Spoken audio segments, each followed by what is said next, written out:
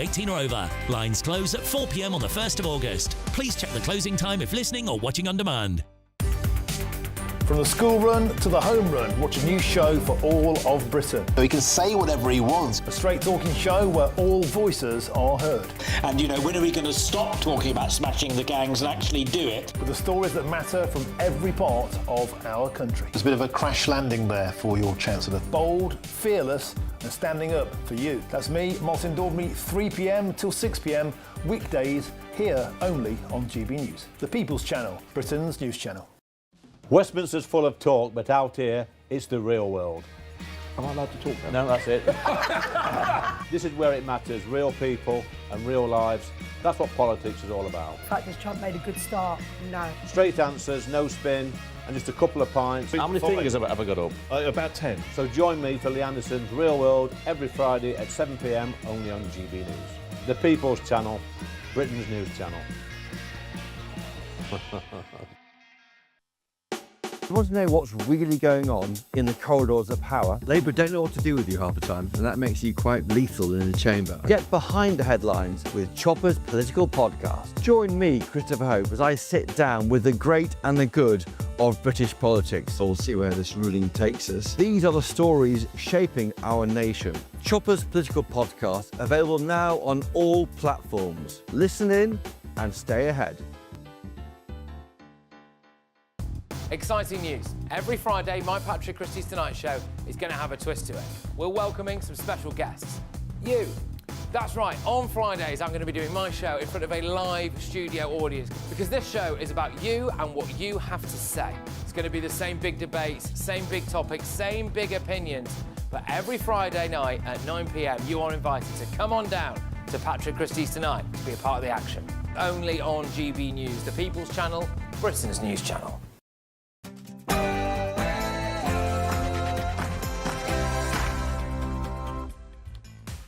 It's Saturday night and this is the Saturday 5. The UK's biggest Saturday night TV show. I'm Dr. Renee, along with Will Kingston, Connie Shaw, Trey Lowe and Benjamin Butterworth. Tonight on the show. Jez Bollard will beat the Conservatives at the next election. Free speech is definitely officially dead in the UK. Rachel Reeves cried only for herself. The UK is not a serious country. And it's time the supermarkets faced fines for the fatties. It's 6 p.m. and this is the Saturday 5.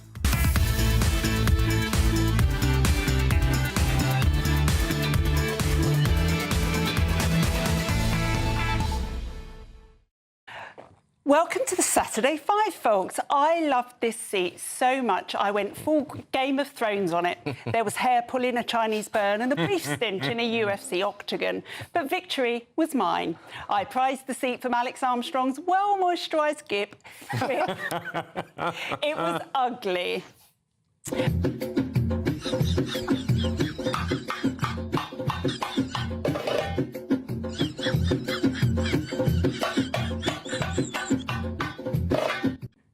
Of course, Alex is in such demand, he's actually back at 9 p.m, covering from Benleo, which makes me less a winner and more an enthusiastic placeholder with a bruised face. Anyway, it's great to be back, and what a week. Labour marked their first year in power by, well, sort of limping across the finish line like a three-legged tortoise wearing tap shoes, and Rachel just couldn't hold it in. And may I take this opportunity to thank our outstanding British Transport Police for everything that they do to support staff and passengers. More of Rachel later. Starmer, undeterred by the chaos around him, continues to believe in his universal appeal. Rumour has it he still sleeps cuddled up to that pre-election poll declaring him the sexiest MP alive. Now he's finally cashing in with Eau de Starmer, the only fragrance that smells like mild policy confusion, old bus tickets and quiet desperation. From the makers of Eau de Farage comes a brand new fragrance. Eau de Starmer. With a scent profile to match my opinions. Absolutely undetectable. Oh. Meanwhile, the government unveiled its 10-year NHS plan because clearly they're planning to hang around like a bad rash. My favourite part, the doctor in your pocket. Groundbreaking stuff. Apparently it involves an NHS-issued shrinking hat.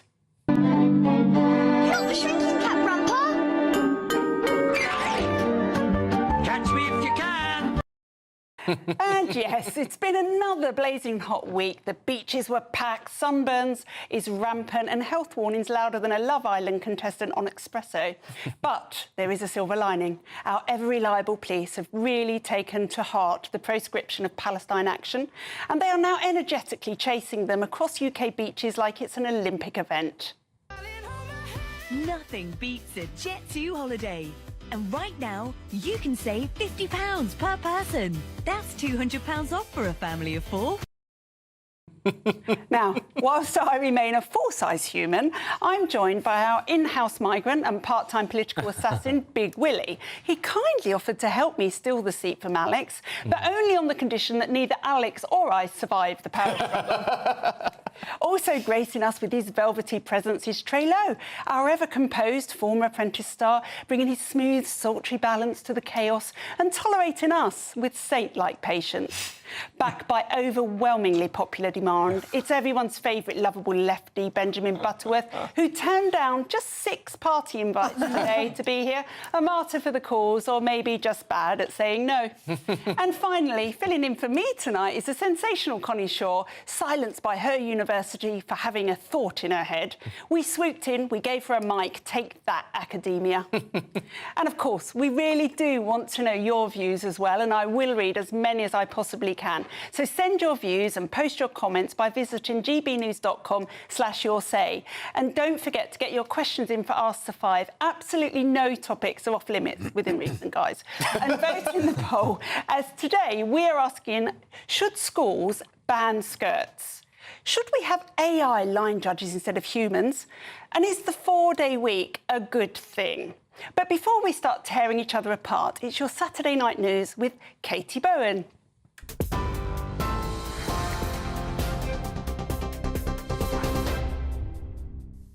Renee, thank you and good evening. It's 4 minutes past 6, your latest news headlines from the GB Newsroom.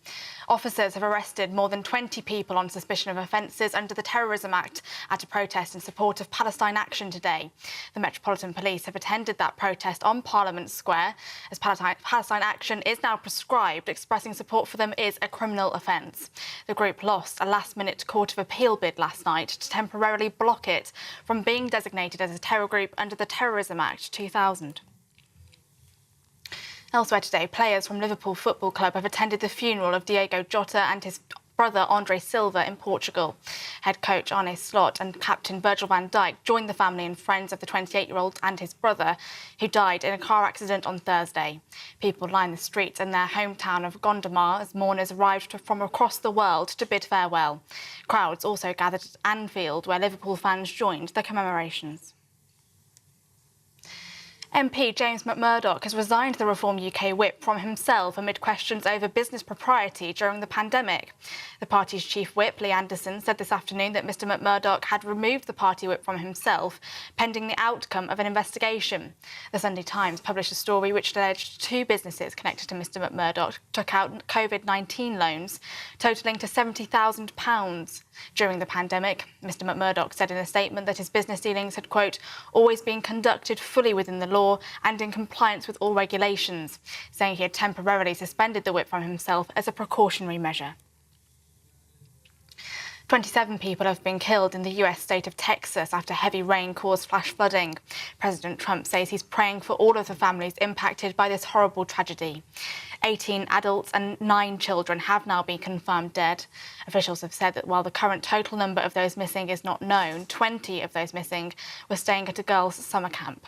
The Guadalupe River burst its banks at around 4 a.m. local time on Friday, with as much as 10 inches of heavy rain falling in just a few hours overnight in central Kerr County.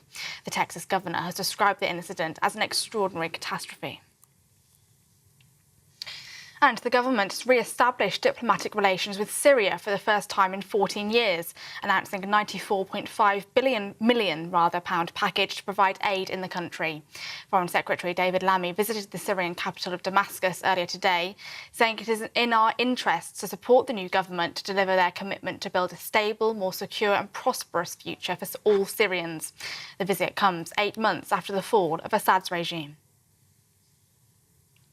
Those are the latest GB News headlines. More from me in an hour. For the very latest GB News direct to your smartphone, sign up to News Alerts by scanning the QR code or go to gbnews.com/alerts.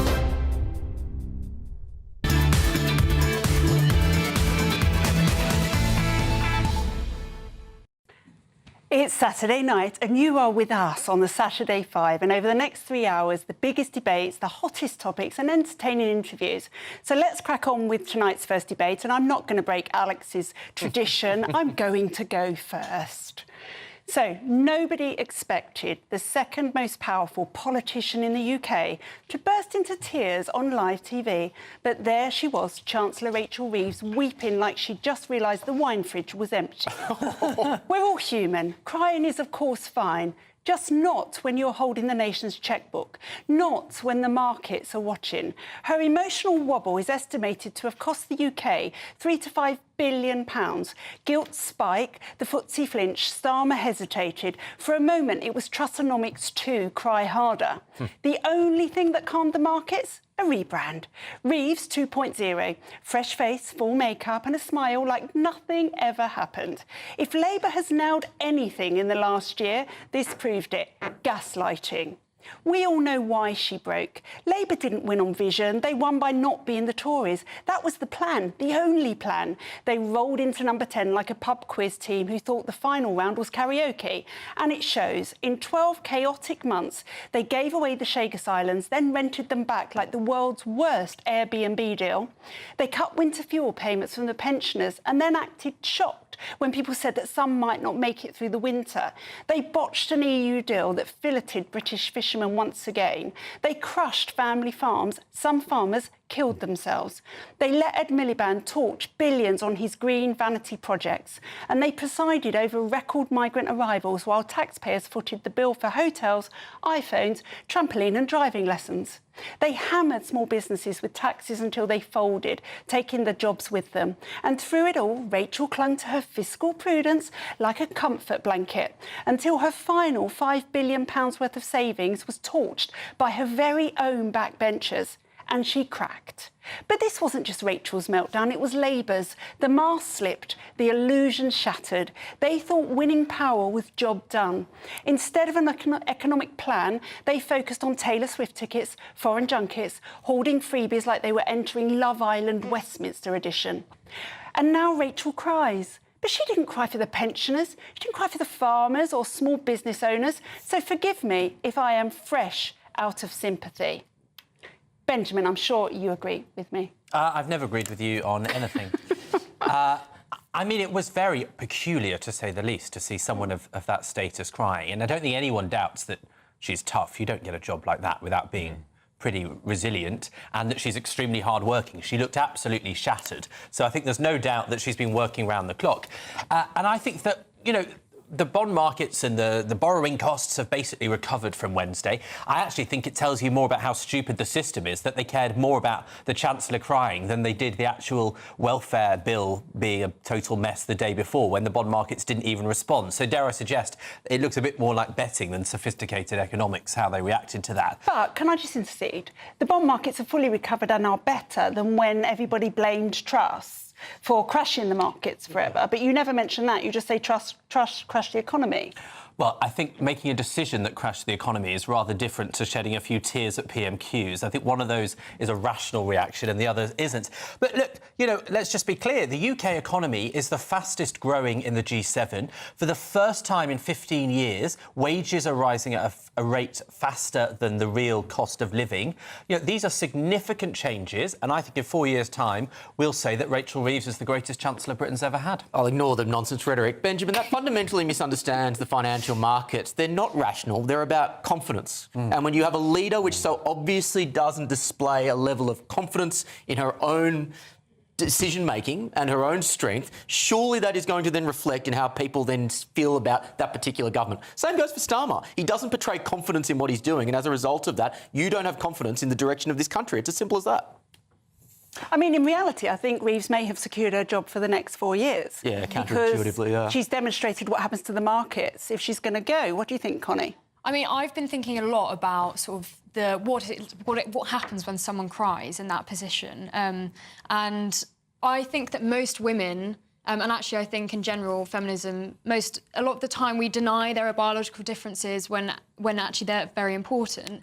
I think most women know what it feels like to sit there trying as hard as they can not to cry. And Rachel, I imagine, will be absolutely... Obviously, she's mortified. Who wouldn't be? But I bet she was sat there thinking the last thing I want to do right now is start crying. And I know she looks shattered, but to me, and not that I really enjoy this analysing her when she's in such a state, but she looked like she had been crying beforehand. And I agree, she shouldn't have been sat there. Yeah. But again, if she hadn't been sat there, it's a catch-22. If she hadn't been sat there, then everyone would be thinking, where's the Chancellor? I disagree. If someone said the Chancellor's got some personal going on, I think everybody would be... Much smaller issue. Trey, do you not think this is just the culmination of the year of Labour, and it just demonstrates that it's been so tough that they've achieved almost nothing? Yeah, I mean, first of all, I have to have compassion because we don't really know why she was crying. I have to start there. But I think you're right, especially what Will said as well. I think it then has a lack of confidence, isn't it? Because it doesn't look like a front bench of the Labour Party that seems to have a grip about what's going on. People don't really care about people's tears. They care about getting the job done, unfortunately. And it just sends this message. They don't know what's going on.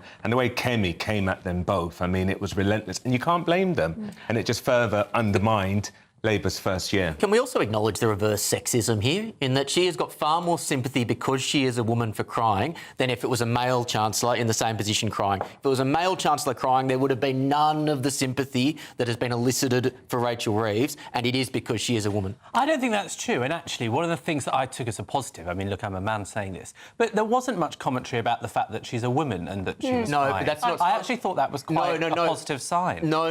There wasn't the commentary that she is a woman. It is the commentary that there was actually a great deal of sympathy for her, which wouldn't have been there if it was a male Chancellor. Yeah, Will's right, but I don't think there's anything wrong with that. I think the fact that she was able to cry and show some level of just humanity, it's fine. And you're right, men would be judged different, but there's nothing wrong with that. I think this goes back to... And it's very hard to have this conversation without sounding like a biological essentialist. But the reason I think... I'm not saying it's right or moral, but the reason why there wouldn't be so much sympathy for a man is because it's so unusual. Women do just have hormones that means that we are far more susceptible to being emotional in that way. I mean, essentially what Connie is saying is we're nicer people. But do you not think... Will, do you think it was the worst timing possible? It was their year's anniversary in 2 days' time. And did it not allow people to do what I've just done and say she's crying because of this disaster? Yeah, of course. The optics were awful. But as I was reflecting on your introduction there, what really hit home to me is how unfortunate the timing of this government was, in that they are not fit for this moment. Now, governments change every so often. There was 14 years of Conservatives. It was inevitable you're going to have a change of government. That happens in every Western democracy. But every problem that you articulated, the instinctive response of a left-wing party, higher taxes, higher regulation, higher environmental, sustainability measures, all of these things are absolutely anathema to the current problems we face. That is the tragedy for the United Kingdom today. I feel that we could take that much further, but it is time for whoever's next. Who's up next? Connie, it's you. Oh, it's me. So, for the first time since records began, the UK has been downgraded from the top category of countries that are seen to be most protective of freedom of speech for its citizens. The Freedom of Speech advocacy group, Article 19, in its latest report, it's a leading global report, has downgraded the UK, and so we are no longer recognised officially as one of the most liberal societies when it comes to free speech. But who could be surprised? We have people being locked up for tweeting. We have universities doing everything they can to suppress free debate. You might be recognised as a radicalised far-right terrorist if you think that Western culture is under threat from mass migration and lack of assimilation. And now we also have people being charged for harassing the institution of Islam. So I don't think anyone could be surprised, but it's really quite shocking because originally we're up there at the top, and since 2014 we've been going downwards, and this year we have dropped to the second category. We're in the same category now as countries like Colombia, Nigeria, South Africa, Romania. I think it is quite shocking to officially see the UK of all countries to be ranked in a relatively woke institution. Do you think that COVID accelerated this authoritarian approach to the people? Yes, culturally, and I think about this a lot, especially to do with young people, that we felt so powerless at home. So it's almost like a false sense of power that a lot of people had, that, well, I can't go out and do things anymore but I can tell people on the internet that they can't say what they're saying. And you spent all day on your phone, and I was a mini activist posting all the infographics that was telling people that they were transphobic if they thought this. And it gave a false sense of power to people, and that has carried on. But people seem to love it. I mean, I was monitored because I've done the SAR requests by the government during COVID for saying that I didn't think children should have a vaccine.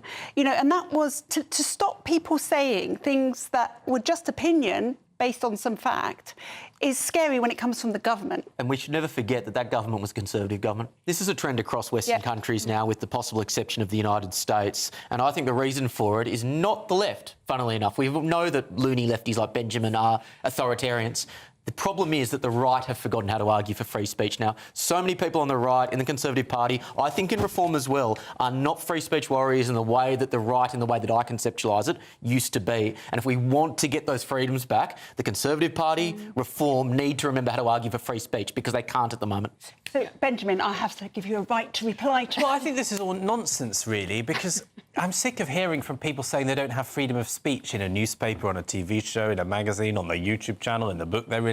I mean, people that say they don't get heard for their views seem to say it an awful lot. And so I think a lot of this is not quite accurate. I think nothing's really changed. But what I would say is that there also seems to be some double standards, because people on the right don't want to confront the fact that Donald Trump is a horrendous abuser of freedom of speech. I mean, he removed the funding, the federal funding from Harvard because it wouldn't agree to putting money into particular ideas that the government wanted. I mean, that's an insane infringement of freedom of speech. We've got advice now that you should be careful about what's on your phone if you've said you don't like Donald Trump when you arrive at the US border. That's not freedom of speech. And he's even said that people with political views he doesn't like should lose their status as having a visa in the US. I mean, those are far more serious infringements, I think, than anything we've seen in the UK. And yet people don't seem to talk about those because it's a bit more inconvenient. Oh, there's a lot of whataboutery here, though. Yeah, we are talking about the UK. I completely agree with some of the things that are going on in the US. Are very contradictory. But ultimately, at the end of the day, there's a reason why the Free Speech Union exists. There's a demand for it. It shouldn't have to exist. I don't take this view. But the chants from Bob Villan, that Glastonbury guy... I was just going to say that. Oh, sorry. No, I was just going to say that. You're right. Go on. Is that not an example of one of the difficult frictions of freedom of speech? Yes. If you believe in an ultimate freedom, then should there actually be no consequences for that? But that's the Free Speech Union's position. We came out and said that, of course, we don't endorse what anyone says, but he should not face prosecution in the same way that Lucy... I think Benjamin's right, and that's when you said, well, you're right. I think on the right now, there's this sort of sense of trying to censor certain things when they don't like what they say. None of us agree with what he said, but at the end of the day, you'd want to defend the right that he said it. But I think coming from the right now is a sense if we don't like some of this, you shouldn't be saying that. And I think that's degrading the freedom of speech. This country is in a couple of death loops or death spirals at the moment. There's an economic death spiral, but there's a free speech death spiral whereby the left has limited speech and the natural human response on many parts of the right is to then limit the speech that they don't like as well. So are we hearing more about this woke right term that's come up? And you've got to be better than that on the right. You've got to actually say, we believe in free speech and individual freedom. You can't just have that instinctive, you guys did it, so I'm going to do it as well. Yeah, I agree. Whataboutery is used a lot now as a debate shutter-downer. Anyway, guys, there's still plenty of time to grab your chance to win our biggest cash prize so far. Huzzah! An incredible 54,321. I've been practising that at home. And here's all the details you need for a chance to make it all yours. In 5, 4, 3, 2, 1, as there's an incredible £54,321 in tax-free cash to be won. What would you spend it on? A brand new car, the holiday of a lifetime, or just the chance to sit back, relax and remove some of those day-to-day financial stresses? £54,321 in tax-free cash has to be won. For another chance to win £54,321 cash, text cash to 63225. One entry costs £2.50 plus one standard network rate message, or text bonus to 63225. 5 entries cost £5 plus one standard network rate message. Go to gbnews.com/win. Entries start at £2.50. Call 0903 686 3232. Calls cost £2.50 plus your network access charge, or post your name and number to GB14 PO Box 8690 Derby DE1 9TT. UK only. Entrance must be 18 or over. Lines close at 4 p.m. on the 1st of August. Please check the closing time if listening or watching on demand. Good luck. So welcome back. Up next, the dynamic duo Jeremy Corbyn and Zara Sultana, she needs to change that name, are set to launch a new left-wing party. We'll be discussing that after this. You're with the Saturday 5 live on GB News.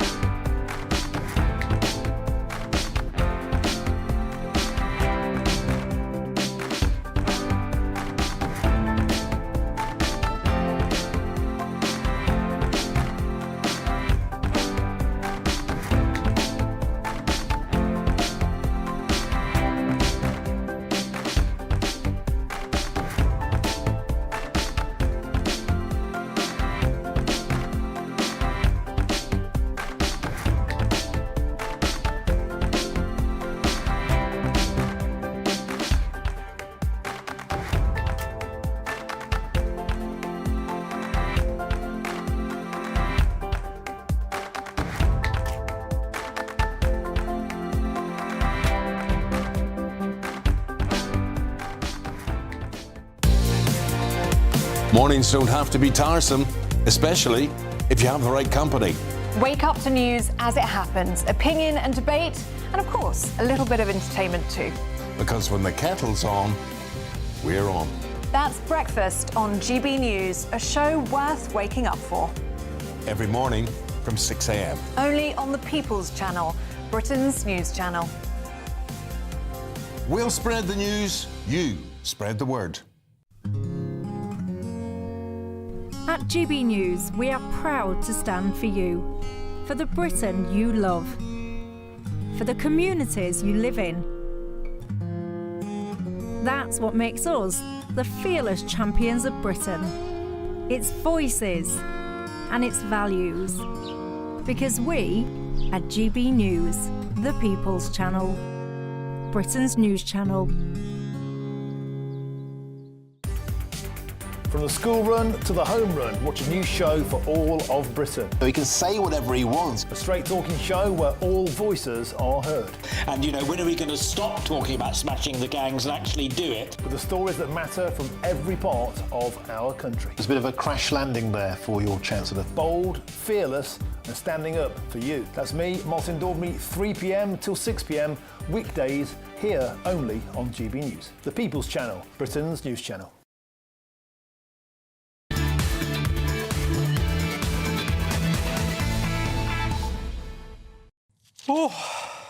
Welcome back to the Saturday 5. Please get in contact at gbnews.com your say and get your questions in for Ask the Five. We really do want to hear them. And thank you for your messages so far. I will be going to them and reading them out. We've got so many to come.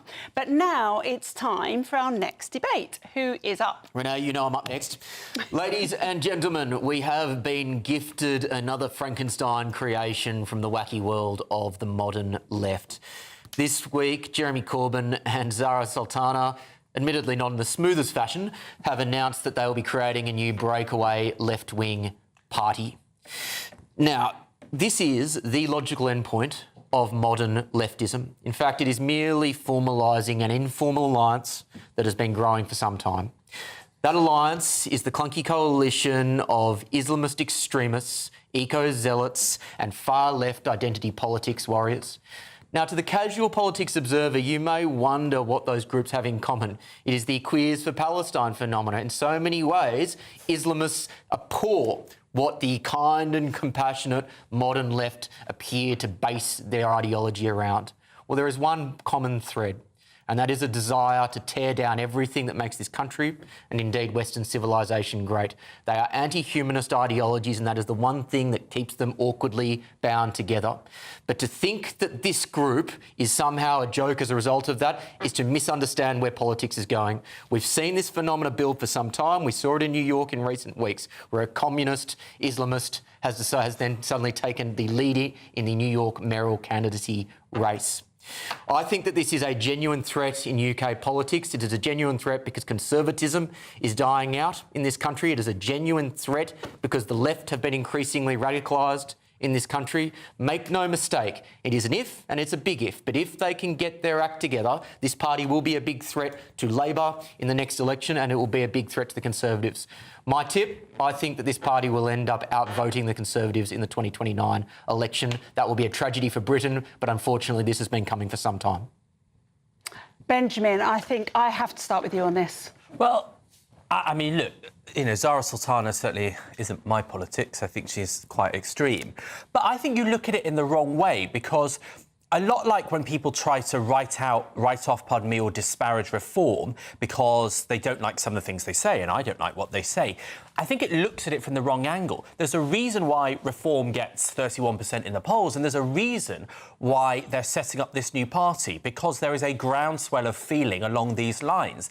And I think it's an example, just like the New York guy, of when you fail to deal with the basic problems, that people can afford a quality of life, that young people can get on the housing ladder, that they feel secure in their workplace, and that they think they can maybe afford to have a family. When you get a lot of the basics wrong in a society, people will turn to anyone that tries to offer them a conclusion. That's why Jeremy Corbyn did remarkably well in the 2017 general election.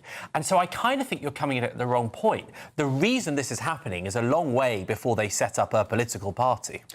Can I come in there then? Because Grumpy Grandad, thank you for messaging in, has said Corbyn wants to unite the Muslim vote. He knows it's powerful and it's his only way back into politics. If he manages it, we've got a major problem. I mean, at the last election, we saw for the first time a sort of explicitly pro-Gaza Muslim parties getting MPs elected. And so I think that is alarming in my view. But at the same time, most Muslims, the vast majority of Muslims, did not vote along those lines. And so I think it's also exaggerated. There is a mainstream of Muslims in this country, and they don't take those views. But the thing is, in a first-past-the-post system, especially with this ever-increasing number of parties, we've got 2 new right-wing parties in the last week. You don't need many votes to get across the line, and so they could do quite well. Make no mistake. Yeah, I agree. God, I'm agreeing with you so much today. I think one of the problems is that pendulum. And I think, Will, you represent that right side of the pendulum. And I think the more it swings, the more you're going to start getting extremes on both sides.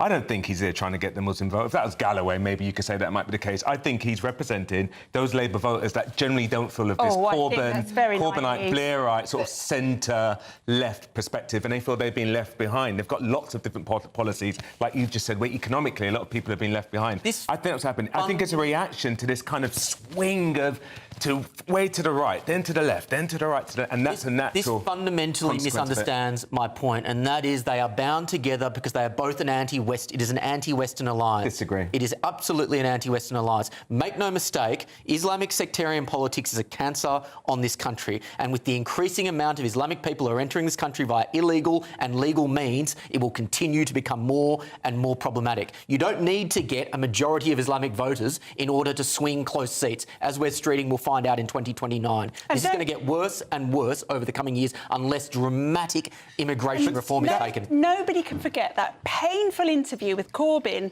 and Piers Morgan, where for 5 minutes Corbyn absolutely refused to condemn Hamas.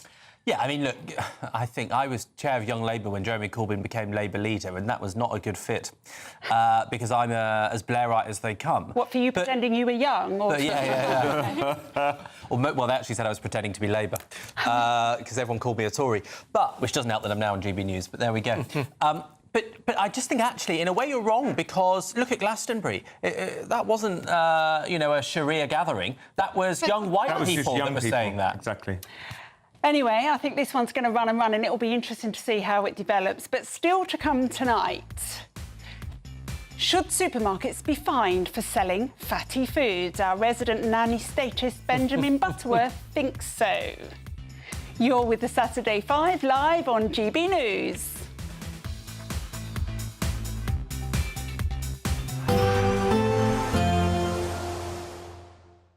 Ready to soak up that holiday sunshine? Won't we need some cover? No worries. All sorted. All Clear Travel Insurance sponsors GB News travel destinations forecast. Across southern and eastern parts of Europe, the heat wave continues, this at times triggering some thunderstorms. But across much of southern Europe, it should remain mostly settled, plenty of sunshine. But as we head our way towards northwest Spain, southern parts of France and across Switzerland, it's likely that we'll see some intense thunderstorms, some hail and also some frequent lightning. But moving away eastwards across the Mediterranean, the settled conditions will continue. So plenty of sunshine into next week, but still those intense temperatures. All Clear Travel Insurance sponsors GB News travel destinations forecast. Hello there, good evening. This is your latest GB News weather update provided by the Met Office. The breezy and showery picture that we've had around today is going to be continuing into the second half of the weekend. Some of us could see some clear spells around this evening and overnight, but a lot of us will hold on to a good amount of cloud, and we could see some light outbreaks of rain initially. They'll tend to intensify across northern Wales into northern England during the early hours of tomorrow morning. But with the cloud and the breeze, it is going to be a mild night, temperatures holding up around 13 to 17 degrees Celsius. It will be quite a muggy start to Sunday morning for some of us. It also comes with that extensive amount of cloud, misty and murky around some coastal areas as well. For Northern Ireland and Scotland, the rain will be on the lighter side. But certainly for areas of England, we are going to start to see some heavy pulses, particularly around the Humber and the Wash. There could be some torrential downpours of rain as we head throughout the morning, and those will start to break up more into scattered showers, slowly pushing their way southeastwards as we head throughout the day. Some of these could turn thundery with some hail in the mixture as well, so some further intense downpours that could come on at quite short notice, so it's worth taking care throughout the day. Scattering of showers continuing in that northwesterly breeze, but that is starting to filter in some fresher conditions. We'll feel quite cool across the northern region, 16 to 18 degrees Celsius here, managing to climb to 24 in the south. High pressure is trying to build in from the Atlantic as we move into next week, but we still have a few fronts slipping their way through the flow as we move into Monday. So further outbreaks of rain for eastern England first thing through the day, and there will be continuing showers across North Sea coastal areas as well across northwestern Scotland. But with that high building in from the southwest Wales, southwest England, actually starting to see the sunshine break its way through, and that will become more widespread, particularly across southern regions as we head throughout this week, and the temperatures are also set to climb. Bye-bye.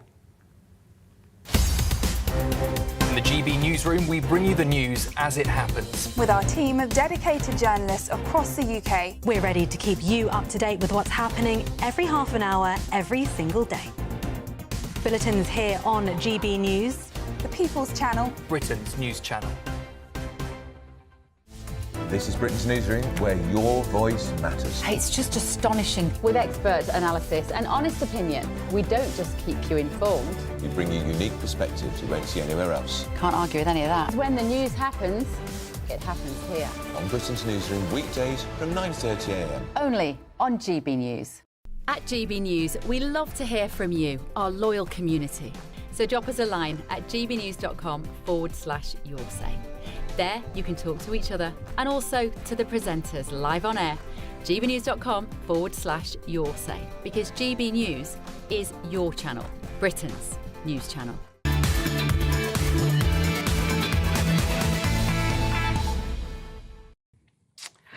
Welcome back to the Saturday 5. Now, please do get in contact at gbnews.com/yoursay.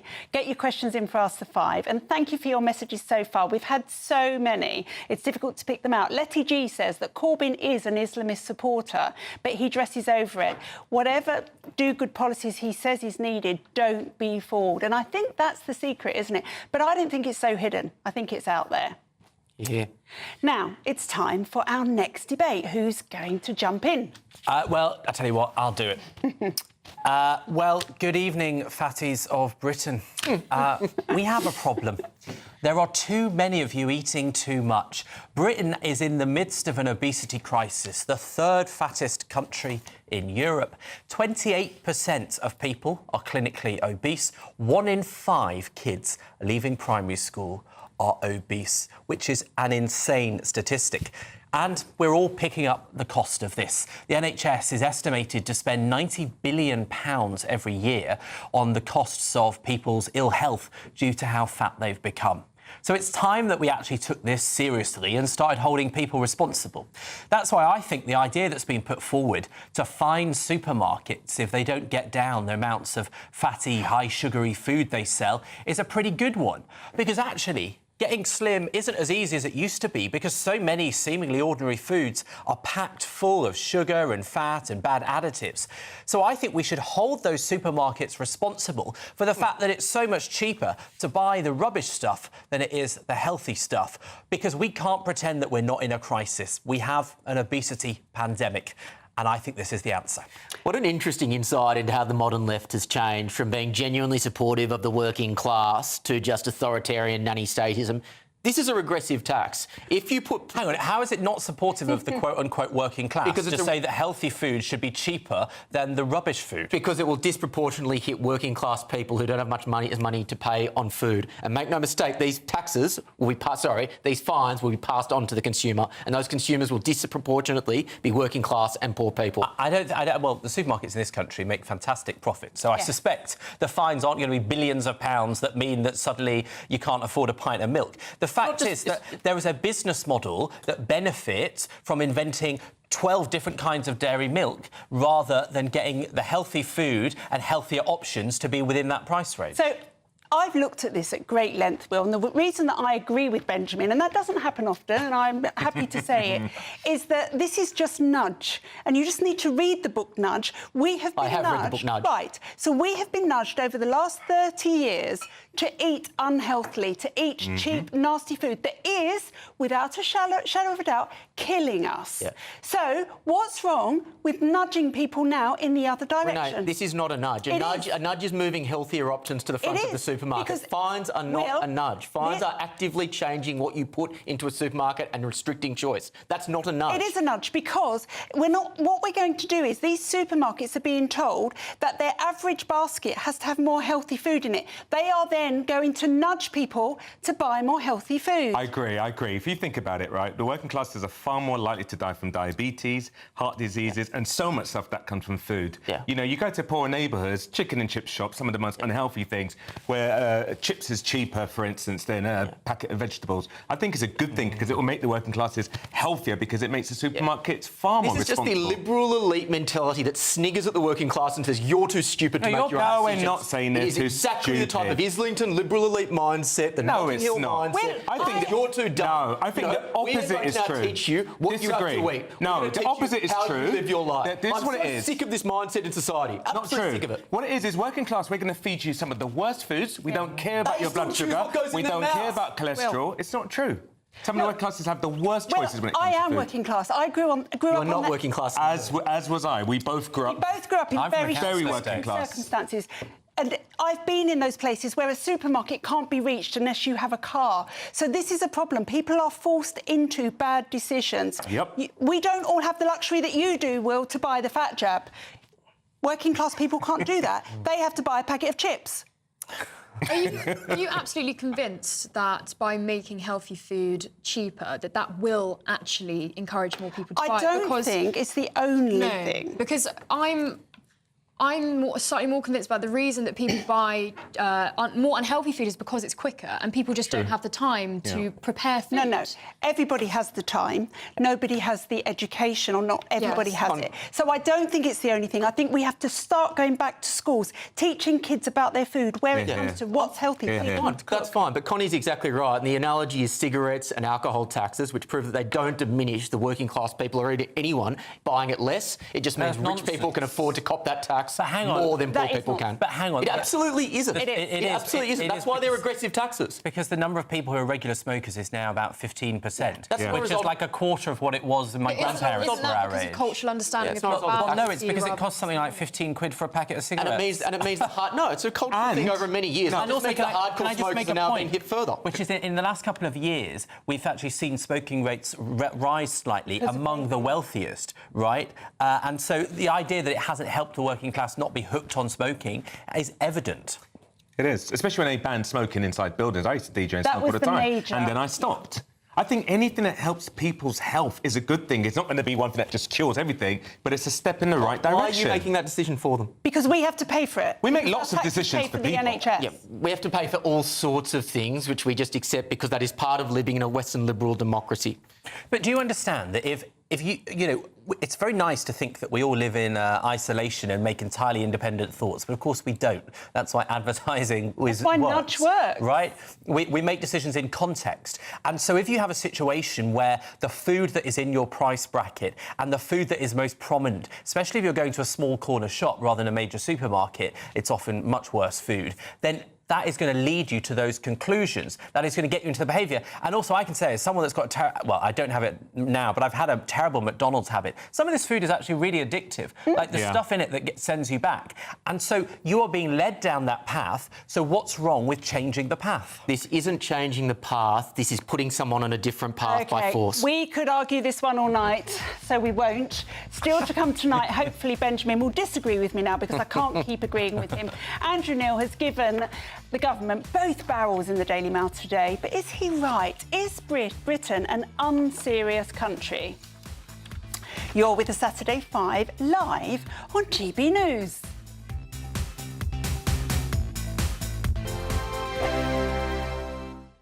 Welcome back to Britain's Newsroom with Andrew and Beth. Hello everyone, Patrick Christie is here. I'm Michelle Duke, Britain's News Channel. Access the stories that matter to you. Take the GB News family with you on any device. And as long as you have an internet connection, tune in to GB News anywhere on the planet or beyond. GB News, the People's Channel, Britain's news channel. From the school run to the home run, watch a new show for all of Britain. So he can say whatever he wants. A straight-talking show where all voices are heard. And, you know, when are we going to stop talking about smashing the gangs and actually do it? With the stories that matter from every part of our country. There's a bit of a crash landing there for your Chancellor. Bold, fearless and standing up for you. That's me, Martin Daubney, 3 p.m. till 6 p.m, weekdays, here only on GB News. The People's Channel, Britain's news channel. Westminster's full of talk, but out here, it's the real world. Am I allowed to talk No, now? that's it. This is where it matters, real people and real lives. That's what politics is all about. The fact has Trump made a good start? No. Straight answers, no spin, and just a couple of pints. How many fingers have I got up? About 10. So join me for Lee Anderson's Real World every Friday at 7 p.m, only on GB News.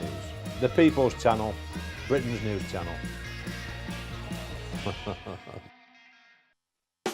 You want to know what's really going on in the corridors of power? Labour don't know what to do with you half the time, and that makes you quite lethal in the chamber. Get behind the headlines with Chopper's Political Podcast. Join me, Christopher Hope, as I sit down with the great and the good of British politics. We'll see where this ruling takes us. These are the stories shaping our nation. Chopper's Political Podcast, available now on all platforms. Listen in and stay ahead. It's Patrick Christie's Tonight, and here we do things differently. It's explaining the absolute madness of this, doesn't it? It's explosive. I mean, this is very good. It's lively. 850. Your government sat there, Sean, and it did nothing. It's controversial. And the Middle East has been in turmoil since before I was born. It's everything you need to kickstart your evening. Everyone's had their Weetabix tonight. I love to see it. That's Patrick Christie's Tonight, weeknights from 9 p.m. Only on GB News, the People's Channel, Britain's news channel. Hi, I'm Michelle Dewberry, and my show is your opportunity to cut through all the noise and dive in headfirst to some robust debates. Ideas clash. Situation, No, isn't it? no, Because the failure is... You're the failure deliberately avoiding my point. Nothing's held back, And if you think this is the end of it, wait for more. and we do not shy away from the difficult stuff. Sometimes I want to shake people and say, if only you understood. So join me on Jubes & Co. weeknights at 6 p.m, only on GB News, Britain's news channel.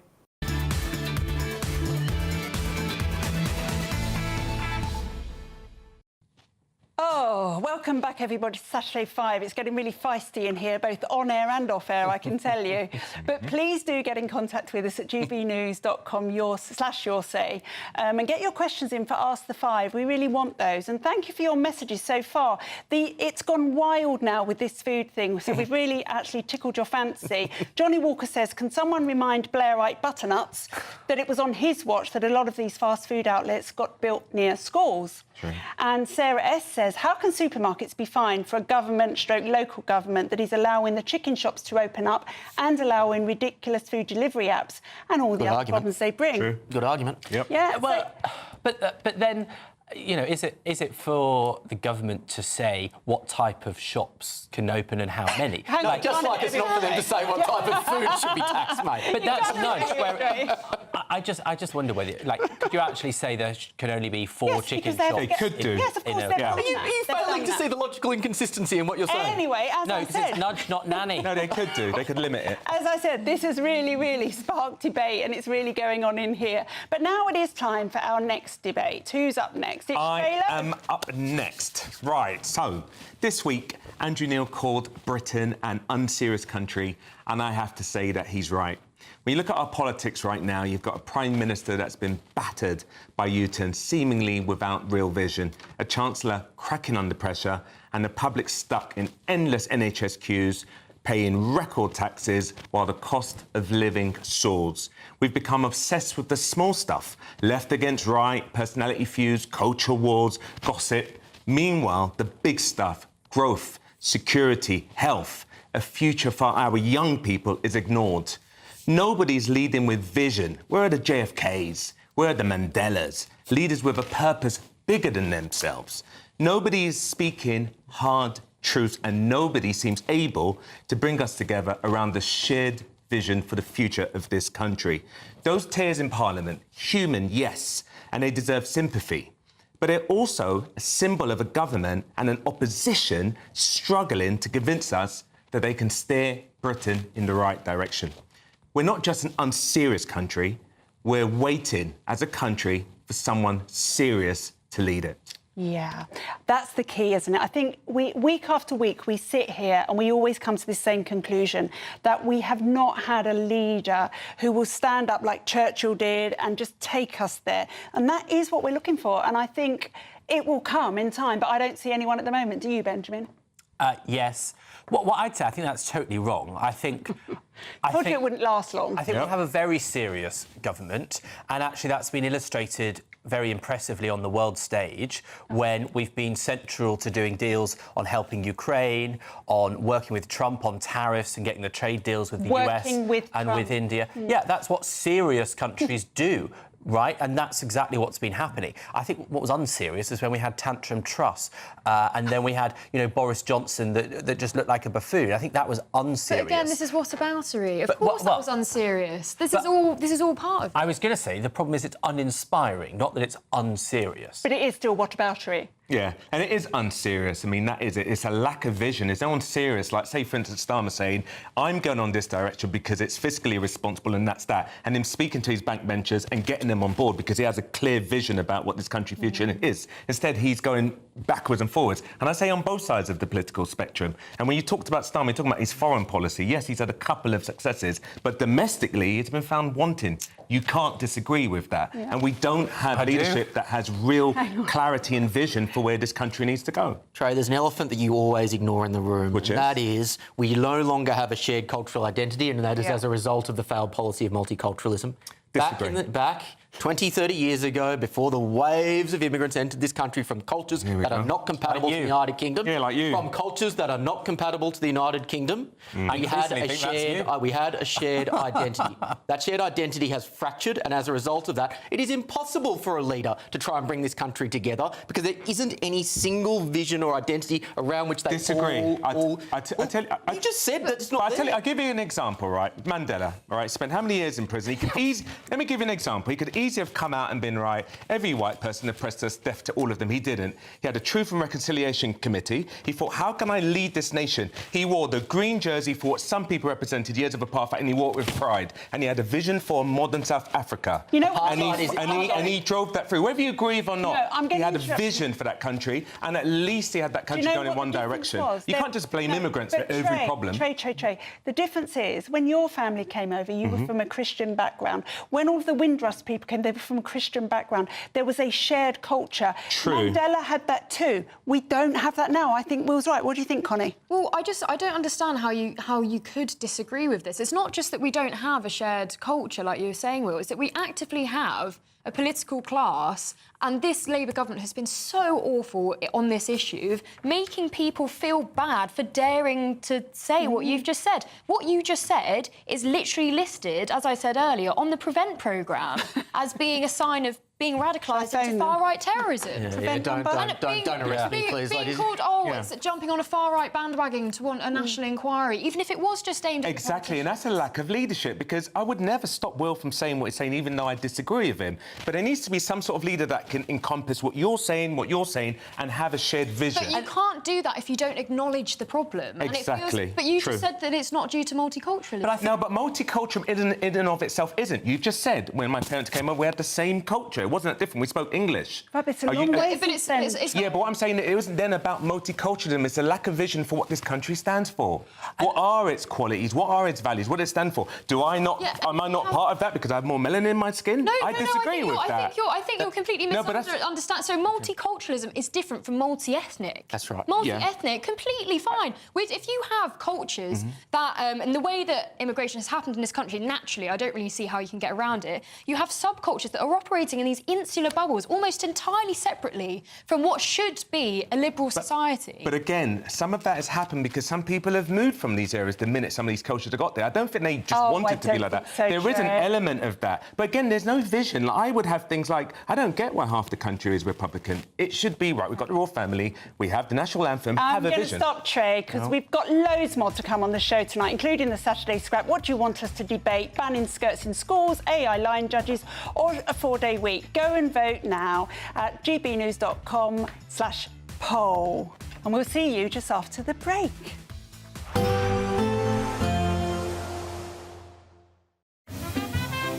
Heavy showers first thing will be followed by a warm, cosy day. Boxed Boilers, sponsors of weather on GB News. Hello there, good evening. This is your latest GB News weather update provided by the Met Office. The breezy and showery picture that we've had around today is going to be continuing into the second half of the weekend. Some of us could see some clear spells around this evening and overnight, but a lot of us will hold on to a good amount of cloud, and we could see some light outbreaks of rain initially. They'll tend to intensify across northern Wales into northern England during the early hours of tomorrow morning. But with the cloud and the breeze, it is going to be a mild night, temperatures holding up around 13 to 17 degrees Celsius. It will be quite a muggy start to Sunday morning for some of us. It also comes with that extensive amount of cloud, misty and murky around some coastal areas as well. For Northern Ireland and Scotland, the rain will be on the lighter side. But certainly for areas of England, we are going to start to see some heavy pulses, particularly around the Humber and the Wash. There could be some torrential downpours of rain as we head throughout the morning, and those will start to break up more into scattered showers, slowly pushing their way southeastwards as we head throughout the day. Some of these could turn thundery with some hail in the mixture as well, so some further intense downpours that could come on at quite short notice, so it's worth taking care throughout the day. Scattering of showers continuing in that northwesterly breeze, but that is starting to filter in some fresher conditions. We'll feel quite cool across the northern region, 16 to 18 degrees Celsius here, managing to climb to 24 in the south. High pressure is trying to build in from the Atlantic as we move into next week, but we still have a few fronts slipping their way through the flow as we move into Monday. So further outbreaks of rain for eastern England first thing through the day, and there will be continuing showers across North Sea coastal areas as well across northwestern Scotland. But with that high building in from the southwest Wales, southwest England, actually starting to see the sunshine break its way through, and that will become more widespread, particularly across southern regions as we head throughout this week, and the temperatures are also set to climb. Bye-bye. Heavy showers first thing will be followed by a warm, cosy day. Boxed Boilers, sponsors of weather on GB News. We're kick-starting summer with your chance to win our biggest cash prize to date, as there's an incredible £54,321 in tax-free cash to be won. What would you spend it on? A brand new car, the holiday of a lifetime, or just sit back, relax and remove some of those day-to-day financial stresses? For another chance to win, text cash to 63225. One entry costs £2.50 plus one standard network rate message, or text bonus to 63225. 5 entries cost £5 plus one standard network rate message. Go to gbnews.com/win. Entries start at £2.50. Call 0903 686 3232. Calls cost £2.50 plus your network access charge. Or post your name and number to GB14 PO Box 8690 Derby DE1 9TT. UK only. Entrance must be 18 or over. Lines close at 4 p.m. on the 1st of August. Please check the closing time if listening or watching on demand. Good luck.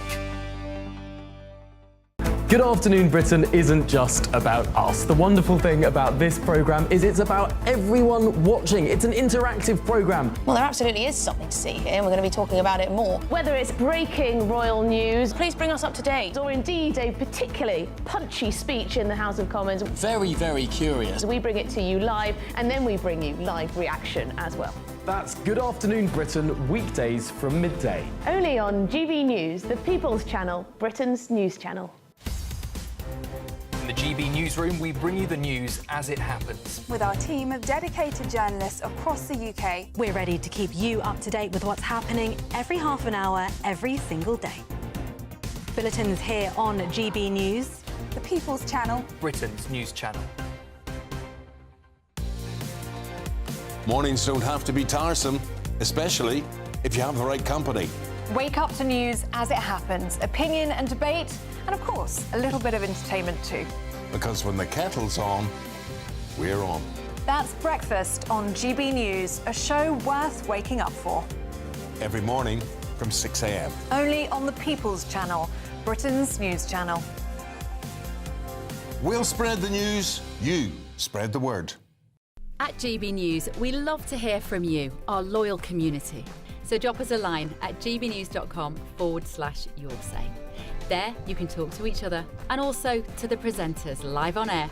gbnews.com/yoursay, because GB News is your channel, Britain's news channel. Join me, Nana Akweer, for an informative, interactive news programme with a difference.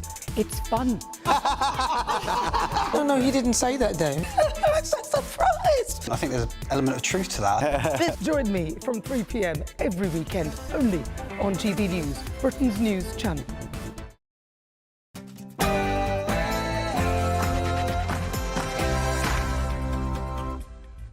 It's Saturday night, and this is the Saturday 5, the UK's biggest Saturday night TV show. I'm Dr. Renee, along with Connie Shaw, Will Kingston, Trey Lowe and Benjamin Butterworth. Tonight on the show... In the Saturday Scrap, will you want us to discuss whether we should ban skirts in schools? Should we have AI line judges? Should we really have a 4-day week? Comments from your say. And should we ban fare dodgers? OK, so...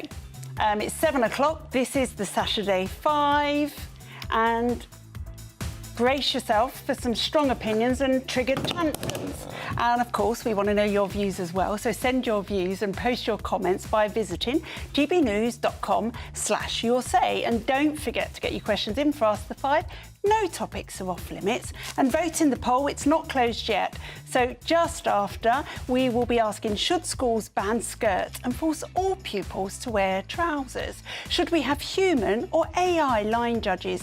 And is a 4-day week really a good thing? But before we start tearing each other apart over that, it's your Saturday night news with Katie Bowen.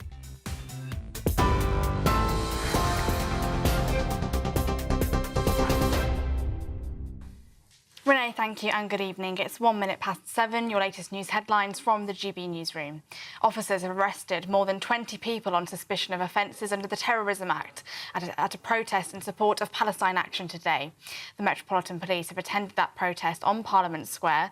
As Palestine Action is now prescribed, expressing support for them is a criminal offence. The group lost a last-minute Court of Appeal bid last night to temporarily block it from being designated as a terror group under the Terrorism Act 2000. Elsewhere, players from Liverpool Football Club have attended the funeral of Diego Jota and his brother Andre Silva in Portugal today. Head coach Arne Slot and captain Virgil van Dijk joined the family and friends of the 28-year-old and his brother, who both died in a car accident on Thursday. People lined the streets in their hometown of Gondomar as mourners arrived from across the world to bid farewell. Crowds also gathered at Anfield, where Liverpool fans joined the commemorations. MP James McMurdoch has resigned the Reform UK whip from himself amid questions over business propriety during the pandemic. The party's chief whip, Lee Anderson, said this afternoon that Mr McMurdoch had removed the party whip from himself, pending the outcome of an investigation. The Sunday Times published a story which alleged 2 businesses connected to Mr McMurdoch took out COVID-19 loans, totalling to £70,000 during the pandemic. Mr McMurdoch said in a statement that his business dealings had, quote, always been conducted fully within the law and in compliance with all regulations, saying he had temporarily suspended the whip from himself as a precautionary measure. 27 people have been killed in the US state of Texas after heavy rain caused flash flooding. President Trump says he's praying for all of the families impacted by this horrible tragedy. 18 adults and 9 children have now been confirmed dead. Officials have said that while the current total number of those missing is not known, 27 of those missing were staying at a girls' summer camp. The Guadalupe River burst its banks at around 4 a.m. local time on Friday, with as much as 10 inches of heavy rain falling in just a few hours overnight in central Kerr County. The Texas governor has described the incident as an extraordinary catastrophe. And the government has re-established diplomatic relations with Syria for the first time in 14 years, announcing a £94.5 million package to provide aid in the country. Foreign Secretary David Lammy visited the Syrian capital of Damascus earlier today, saying it is in our interests to support the new government to deliver their commitment to build a stable, more secure and prosperous future for all Syrians. The visit comes 8 months after the fall of Assad's regime. Those are your latest GB News headlines. More from me in an hour. For the very latest GB News direct to your smartphone, sign up to News Alerts by scanning the QR code or go to gbnews.com/alerts.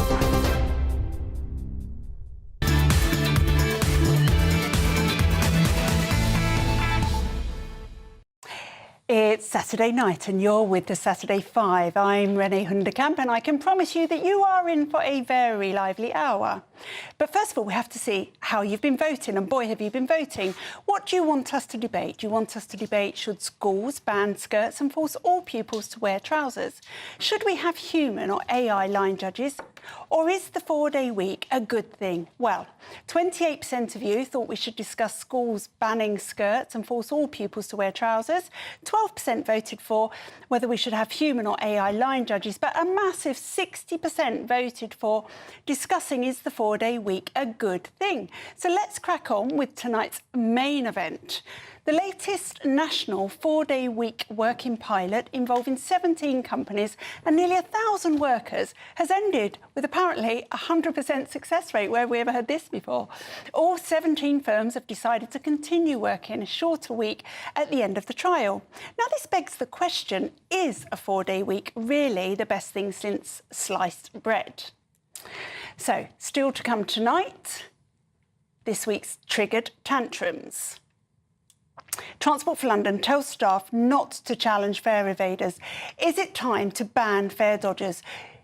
You're with the Saturday 5 live on GB News. But before we get to that, we've got so much going on. We're going to go to Will and Trey to discuss whether or not the 4-day week is a good thing. Who's going to kick us off? I am going to kick us off, right. So everyone knows I had a little baby boy about 9 weeks ago. In fact, 9 weeks and 2 days exactly. And though I don't work a 9-to-5 job, I must say I'm an absolute ecstatic for the fact that there is this 4 days working week, because we get a longer weekend. For someone like me, you get to spend a lot more time with your family. But let me give you some facts about that as well. So a 4-day work week, it improves work-life balance. Obviously, you get more time with your family.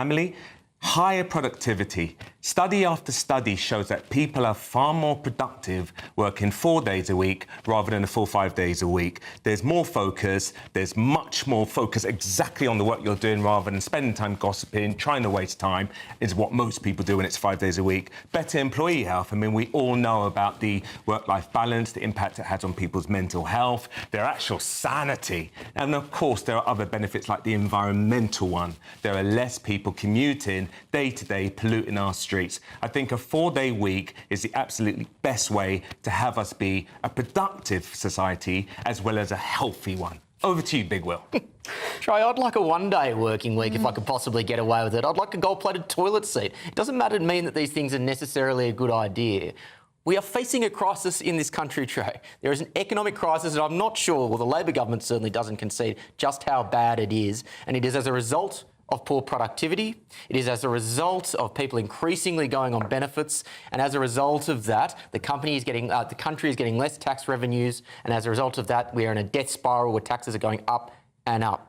There are some very basic reasons where a 4-day work week doesn't work. The first is that we know, anyone who has worked in an office knows that the whole thing that you increase your productivity is a nonsense. If that was the case, by that logic, 3 days would be better than 4, 2 days would be better than 3, and so on and so forth. So all those studies that come out saying it's a better thing are ideologically prejudiced, and they're aiming to come out with that particular outcome before the study's verdict is actually announced.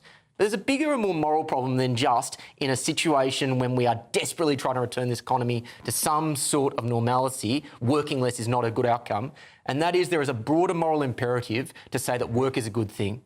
We are telling people in this society today that it's okay to go on benefits. We're telling people that really, you know what, young people, you can quiet quit. Really, it's fine. It's okay to kind of to take your job not as seriously as you would like. We need to actually change the mindset from people to say it's okay to be a bludger to actually, you know what, work is something which provides purpose in your life, and it's something that should be valued, and you don't get that, and despite how nice it is to have work-life balance, by skiving off an extra day a week. Perfect. I'm actually glad Will said it, because you know one thing that you're pointing to is this kind of prejudice, the sense of people who want 4 days a week are somehow inherently lazy. You're not looking about people who have families. You're not looking at people's mental health. You're not thinking about the commute every single day people do to work. There's just this sense that somehow people who want a 4-day week are inherently lazy. And there are tons of studies that show that productivity goes up. Same way working from home. And I know it's not true of all industries, but for a lot of people that work from home, it's much better, especially for mothers, for instance. We don't think about what it's like for a mother to have to go and leave her child at home. There are so many benefits to society, and as long as we keep thinking work is anything, we're going to end up like some of the societies in, say, South Korea or Japan, where they overexert themselves, they overwork, and people are just dying childless and unhappy. That's not the kind of society that we want to create. Let's take mothers for an example. If you drop them down to a 4-day working week, it still doesn't solve the overarching problems they have around, say, childcare, around working hours. Like, if you're going to solve that problem, then you have flexible working hours around,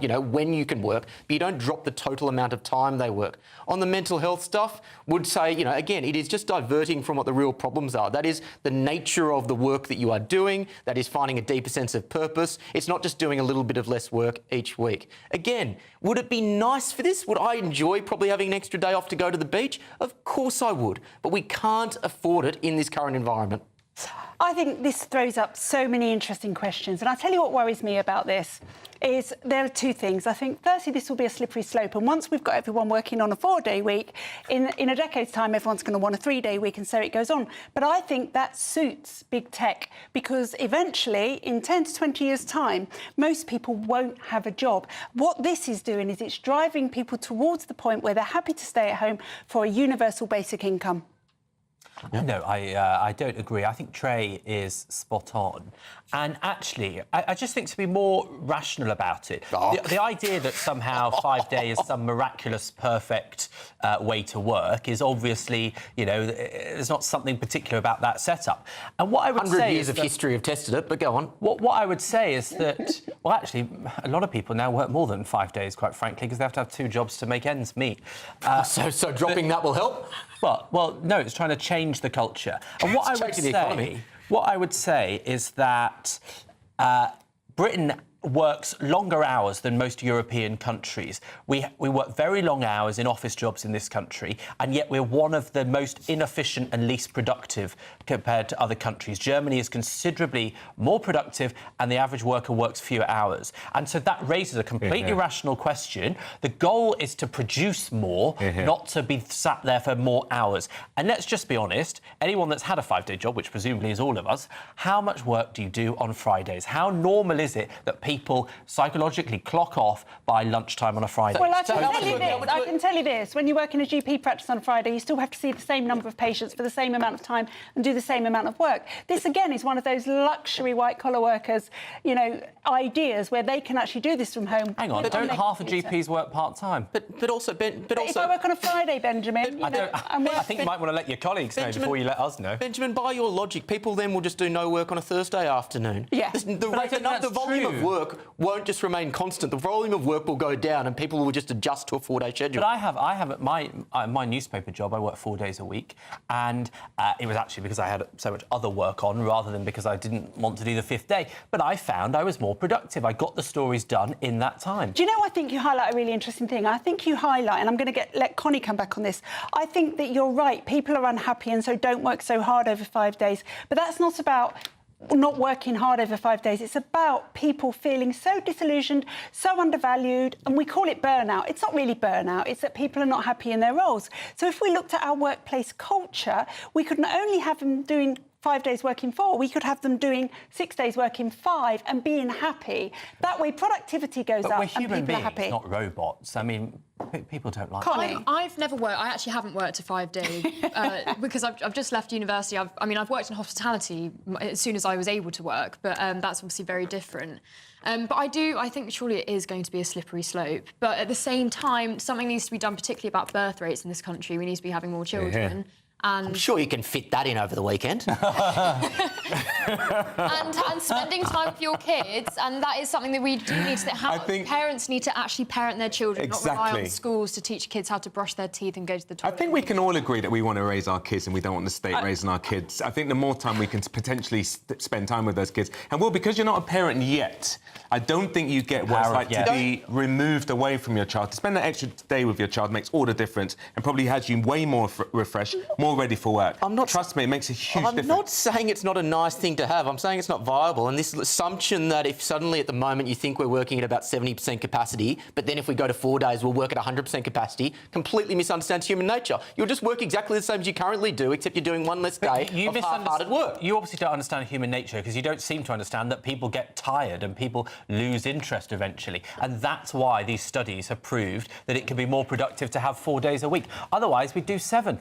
And productivity has been falling in the UK. Yeah, but that's because people are in miserable jobs, leading miserable lives, and that's why we need to look for yourself. I can tell you that the reason everybody wants more money in the NHS is they're so miserable, they think money will fix it. But it isn't. They are an undervalued workforce who have no decent conditions where they work. They don't even have anywhere they can buy hot food in the middle of the night when you're a doctor.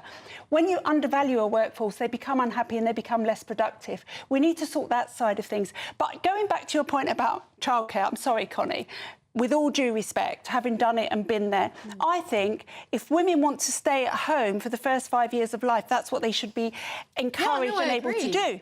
Having 1 extra day a week is not going to change that. And your little boy, as lovely as he might be now, will go to school when he's 4, and then you'll be sitting kicking around all day if you have your way, because he'll be busy at school and then after school clubs, and you'll never see him anyway. But you still have that extra day to actually recharge, because having children is hard. It is generally hard. You're going to have to recharge. And to have a longer weekend makes a difference. And it's going to make you more productive. Lots of studies have shown that productivity has gone up. If that was the case, then every business would do it. But a lot of businesses That are literally actually is what it embracing it. found. It's what this is Then about. why are they doing it? Why don't they do it? Oh, will you give doing. it a break? Then why don't they do it? 17 It's a companies. capitalist economy. Why don't they do it? You just said if it worked, they'd be doing it. There was a test with 17 Yes, companies, they said- and yes. all 17 companies did it. Yeah, so then why is it that the whole of the economy isn't doing it? Because they know those studies are rubbish. I can tell you why. Because the people who set the end points for those studies were the people who want a 4-day week. Anyway. It's so common sense. Coming up, this week's trigger tantrums. You know how much you love those. But next, Transport for London tells staff not to challenge fare evaders. Is it time to ban fare dodgers? I'm not really sure how you would do that. You're with the Saturday 5 live on GB News.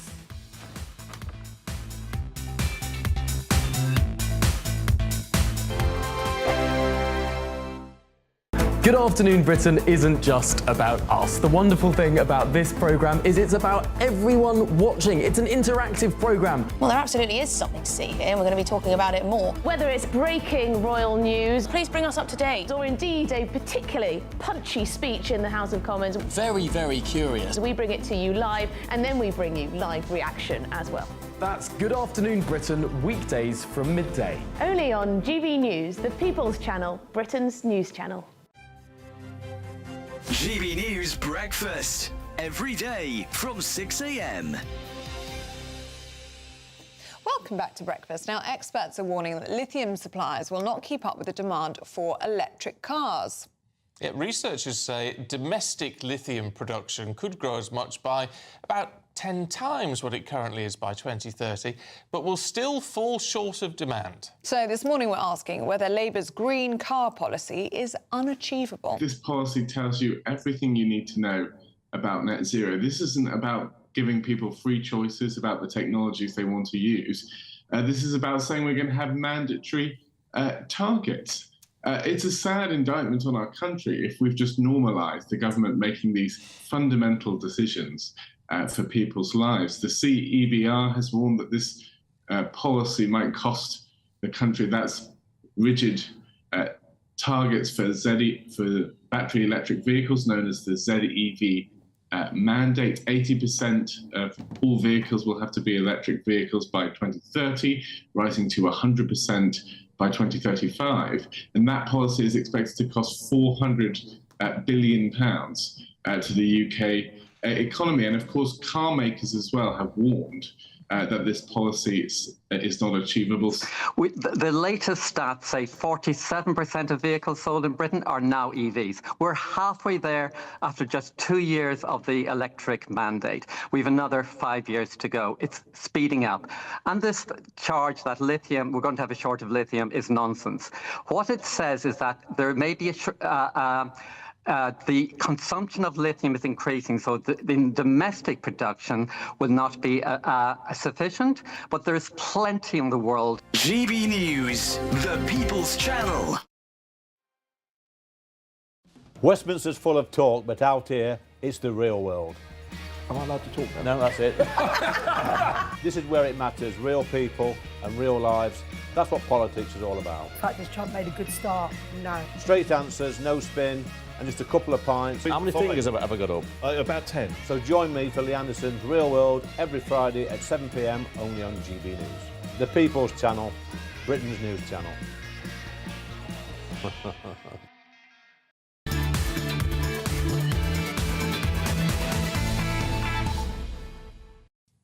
Oh, welcome back to the Saturday 5, everyone. It's getting very heated in here. So please get in contact with us to calm it down at gbnews.com/yoursay. Get your questions in for Ask the Five. And thank you for your messages so far. I've got some here. So this is interesting. Mark Challoner says, if you cannot have a uniting, unifying culture, then you are separate, and you are by very definition of the word diversity, diverse from the native population. It is quite correct to say that multi-ethnic is not the same as multicultural.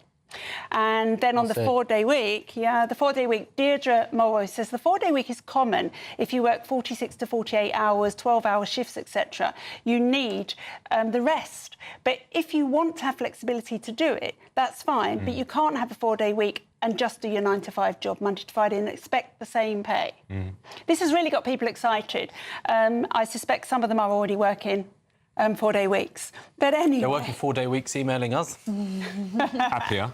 Now, Susan Hall is calling for serial fare dodgers, and let me tell you, there are lots of those. I see them every time I use the tube, to be banned from London Underground. She says fare evasion is at horrific levels and £130 million in annual losses is likely underestimated. I agree.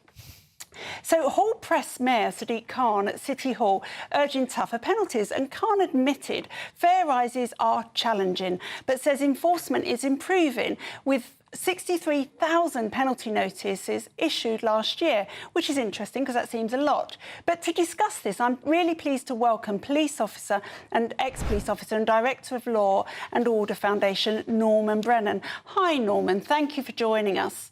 I saw this story today where an off-duty policewoman confronted some fare dodgers and was actually beaten up by a group of young teenage girls who ended up punching and kicking her and then pouring a drink over her head.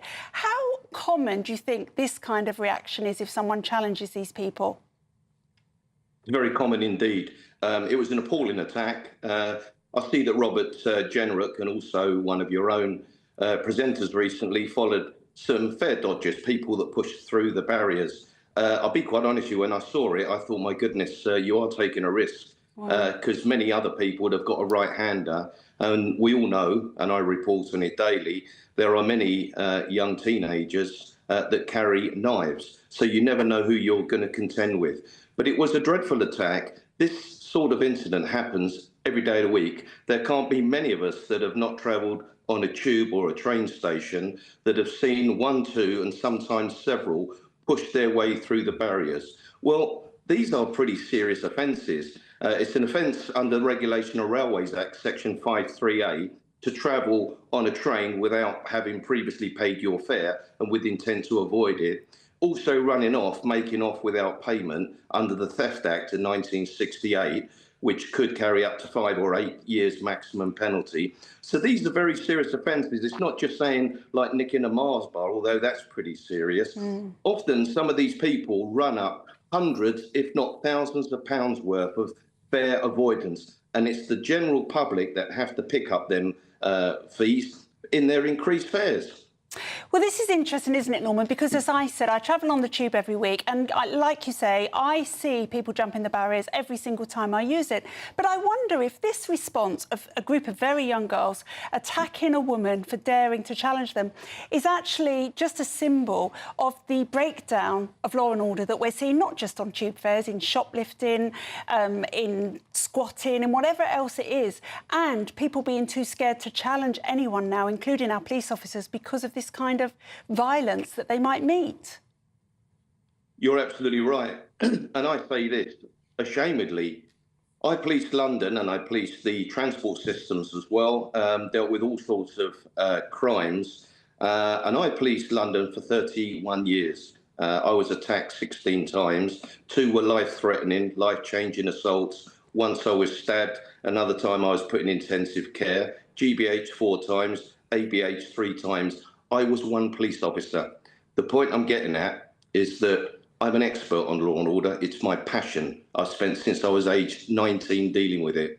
London is lawless. Streets of Britain are lawless. And when I say London, I don't mean every street. What I'm saying is that there are certain areas, and even travelling on the tubes and buses, that people avoid. And the reason that they avoid it is because they're frightened. They're frightened that should they get involved in any incident, or should they run into an incident where people are fighting, they may inadvertently get involved or be attacked. The streets of London are not safe. The transport systems, if you see the recent surveys, are not safe. And this wasn't just any woman. Well, it was a woman. It was a police officer that identified themselves. So when the public and your panel may ask, why don't the public get involved? Why don't TfL staff get involved? Well, I'll tell you why. Because of incidents like that. And the retail industry, I can tell you, their philosophy is it's safety over stock. And how do I know that? In 12 years, I've personally arrested 32 individuals. 8 months ago, I was in Waitrose across the road. They all know that I'm ex-old Bill. They know I'm high profile. They know I know how to look after myself. But I'm a pensioner now. And what happened? A previous shoplifter came in from the previous week. They said, Norman, that bloke nicked stuff last week. And he bottled one of the security staff in the face that tried to detain him. So that's what happens when you do get involved. And just to finish off the caveat here, I know the law. I know how to handle myself. I'm an old so-and-so now. But when I went to arrest him, he punched me in the face. Fortunately, I took him to the ground. He's a prolific offender. He was wanted on warrant for assault on police, for burglary and other offences. He didn't turn up for bail and eventually got a 4-week suspended sentence. So I've just given you whole scenario of how bad the criminal justice system is, how unsafe our streets and transport systems are. And I don't say it willingly and joyfully. I'm saying that as a person that policed London for 31 years. I want to pick up on that span of 31 years because I imagine, and please correct me if the assumption is wrong, that feeling of lawlessness, particularly when it comes to petty crime like fare evasion, like shoplifting, has got worse over that 31-year period. What are the cultural, if that is the case, what are the cultural reasons that you put that down to? Well, sadly, we've got too many children, not just in London, but around Britain, that the fathers have it on their toes. Many of them have just got mum looking after them.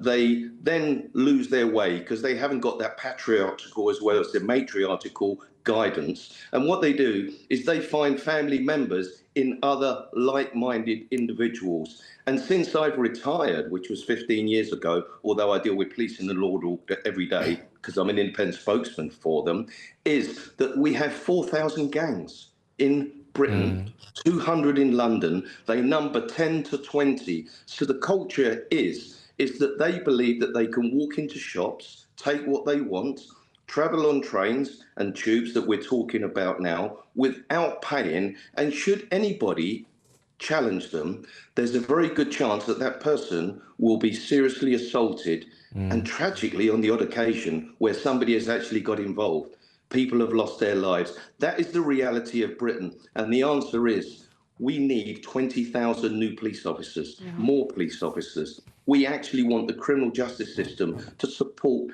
the public, the victims and the police. And all we hear about are all the reasons why we shouldn't punish people. And here we are talking about that circle that we just can't break, Norman, of how to deal with lawlessness.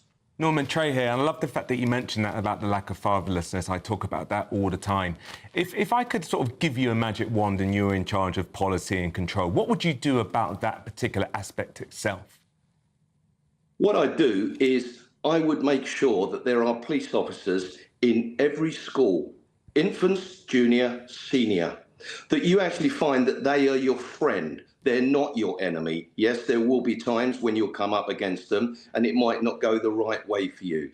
Then you get the confidence of these children. I remember when I grew up, and one of the reasons I joined the police is the local Bobby was feared, but he was feared for the right reason, because you respected him. And sometimes these officers actually knew the children that were going the wrong way in life, and they would often take the helmet off and sit down and talk to them. Sadly, we don't even see the police on the streets. The communication between the public and, in your particular question, children are almost lost. And when you've got children that have got no values, no value of life, others or their own, what does that say about Britain in 2025?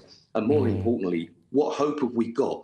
If this is what we do with this generation, what type of future are they going to offer to the next? Norman. Sure, I'm sorry, Benjamin, we have to go now. Norman, thank you so much. It's so interesting. I think there's a lot of work to be done before we actually find a solution to this, isn't there? It's a really grim situation going forward, but still to come tonight. You can break one stick, but you get a bundle of sticks tied together, you can't break them. This week's triggered tantrums. You know you're going to love those. But next, the Bank of England is considering scrapping historic figures from our banknotes. Who would have thought it? In favour of a more modern image of Britain. Is this progress, or is it pointless wokery once again? You are with the Saturday 5 live on GB News.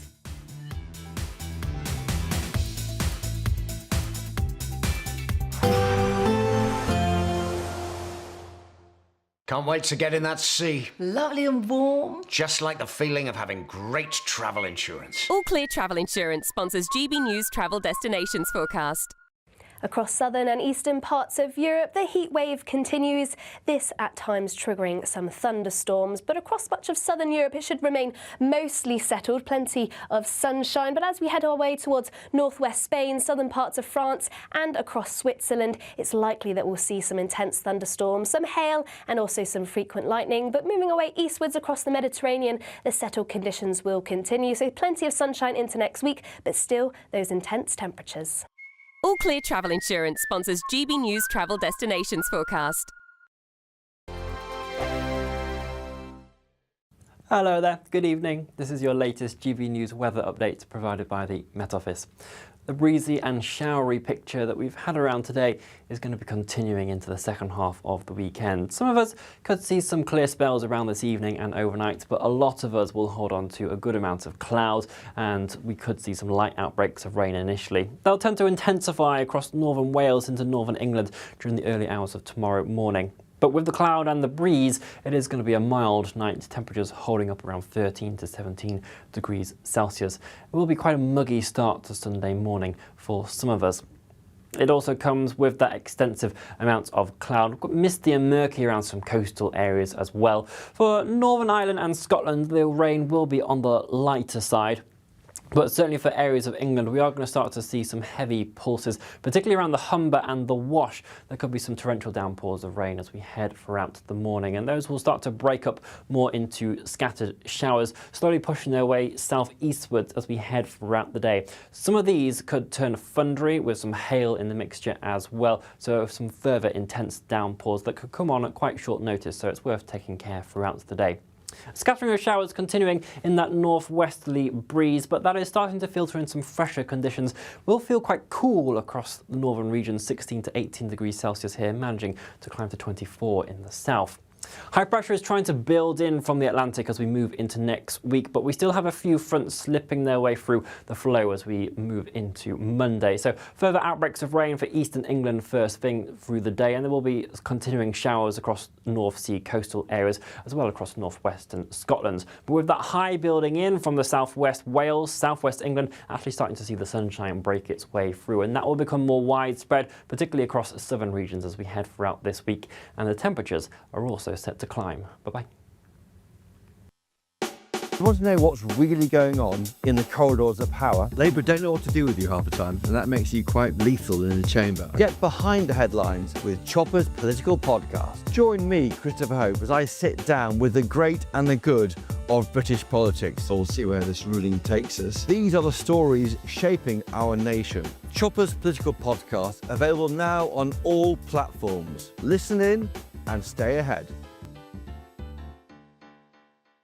Exciting news. Every Friday, my Patrick Christie's Tonight Show is going to have a twist to it. We're welcoming some special guests. You. That's right, on Fridays I'm going to be doing my show in front of a live studio audience, because this show is about you and what you have to say.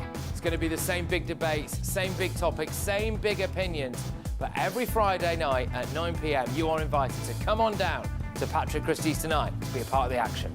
Only on GB News, the People's Channel, Britain's news channel.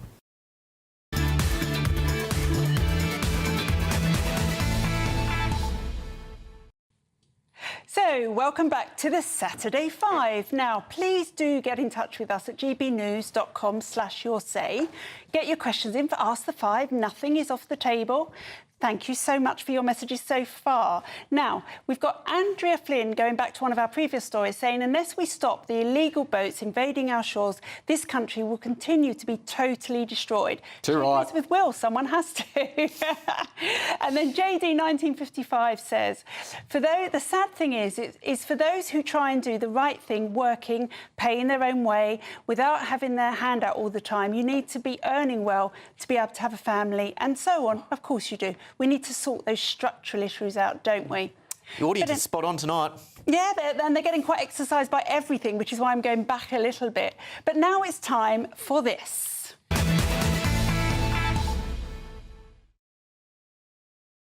So, So, Bunch of Five, Will, what have you got for us this week? Yes, the Bank of England have announced that they will be redoing the banknotes for the first time in 50 years. Now, ladies and gentlemen, call me a cynic, but we all know where this is going. Winston is on his way out, and whatever weird, obscure figure from leftist history that ticks enough oppressed boxes will no doubt be on the way in. This is what we were talking about before. It is yet another small but significant attempt to tear down our history and our shared sense of identity. Now, I really hope I'm wrong. I really hope that Maggie gets put on. I really hope Winston stays. I really hope people like Alan Turing stay on the banknotes. But I have this awful feeling, guys, and please tell me I'm wrong, that this is just going to be another attempt to try and infiltrate our collective consciousness with more wokeism. Yeah, I mean, look, Will, it's difficult to disagree with you because I think what we'll see is just as we've seen the cover of Vogue, Woman of the Year being a man, this is what we'll see on our banknotes. We'll see Caitlyn Jenner on one of our banknotes, obviously not Caitlyn Jenner, but the equivalent of. No, I totally disagree with you because, first of all, there's no way Winston Churchill is being taken off the banknote. I'm not so sure. That's obviously codswallop. But there have only ever been 3 women on banknotes and there's never been a non-white person. Now, I'm afraid I think it's entirely reasonable to say that there are lots of significant figures in our history who have contributed to this country that should be considered to be on the banknote. Yeah. And yes, I'm afraid that will include some women and maybe some black people or Indian people. I'm very happy for Martin. Fine, that's absolutely fine. But what you're forgetting is this is going to be voted on by the British public. It's going to be like Strictly Come Dancing. Why don't you trust the British public? Because we got Boaty McBoatface. Yeah. The thing is, I'm very happy for someone like Margaret Thatcher to go on the banknotes, but it is not just women or people of a particular ethnicity. It's people like women or a particular ethnicity who hold the right views with the kind of liberal elite. But that is not say someone like Margaret Thatcher. It is very unlikely that anybody that would make the banknote would be alive. So I think that's I think you're clutching at banknotes when trying to make that argument. But on that note, I want to hear someone young tell us what they think. Thanks.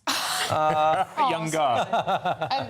What you said about Winston Churchill, I honestly wouldn't be too surprised if he was removed. Because, I mean, young people, some of them really hate him. I was at a philosophy society thing at uni and someone mentioned his name and the audience booed. Like, genuine. And a group of students booed. It was quite shocking. But no government would ever let that I'm happen. sure. I wouldn't be surprised if there was sentiment for it, but I would be surprised if it actually happened. I think I'd love to see, you're right, someone like Mary Seacole or something like that, a historical figure. I think that'd be great, you know, and not because she actually a woman of culture, but she made such a difference, you know. But also, quickly, but Alan Turing being put on, you know, a man that was killed by the British state, it felt like a real restoration of justice when he got on the banknote. Yeah, I don't have a problem with that. at all. OK, it's my turn. Now, we've heard lots and lots this week about Palestine Action, and they were obviously yesterday, they failed in their High Court bid, and it is a group that is now prescribed. So it's illegal to support them, it's illegal to campaign for them. And I've had lots and lots of people, some of them on this panel, saying, oh, this is terrible, it shouldn't happen, they're not really terrorists, they just damage buildings, they just damage airplanes. But, you know, just a couple of months ago, Palestine Action went into a wholly Jewish area and terrorised a business. They smashed it up, they sprayed red paint everywhere.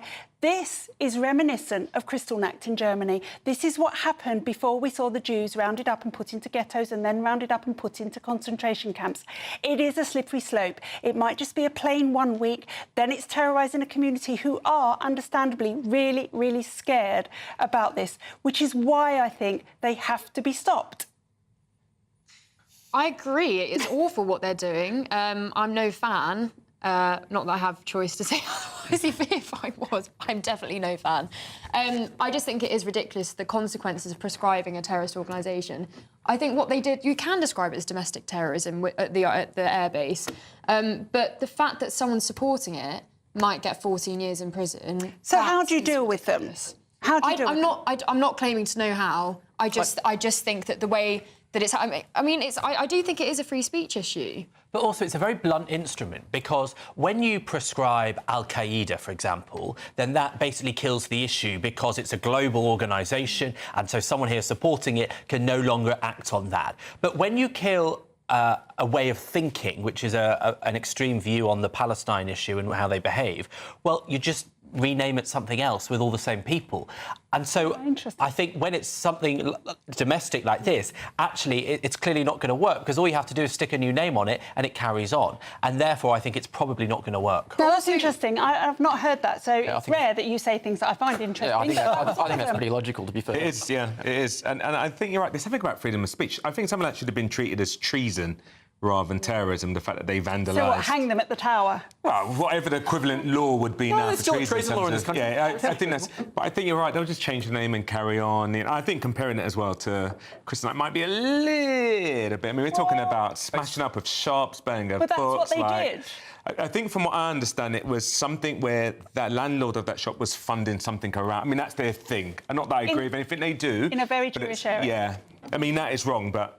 I think it's a treasonable thing rather than terrorist. Benjamin Butterworth, what have you got for us? Well, I've got some news about some fat-gorging creatures. You're going for fat, aren't you? But these are fat creatures that we want. So, Chinese scientists have discovered something quite amazing. Zooplankton, which are tiny, like maximum 10mm little creatures. You might buy them for seafood, you know, in your aquarium or something, but you get them in the ocean. They absorb huge amounts of carbon.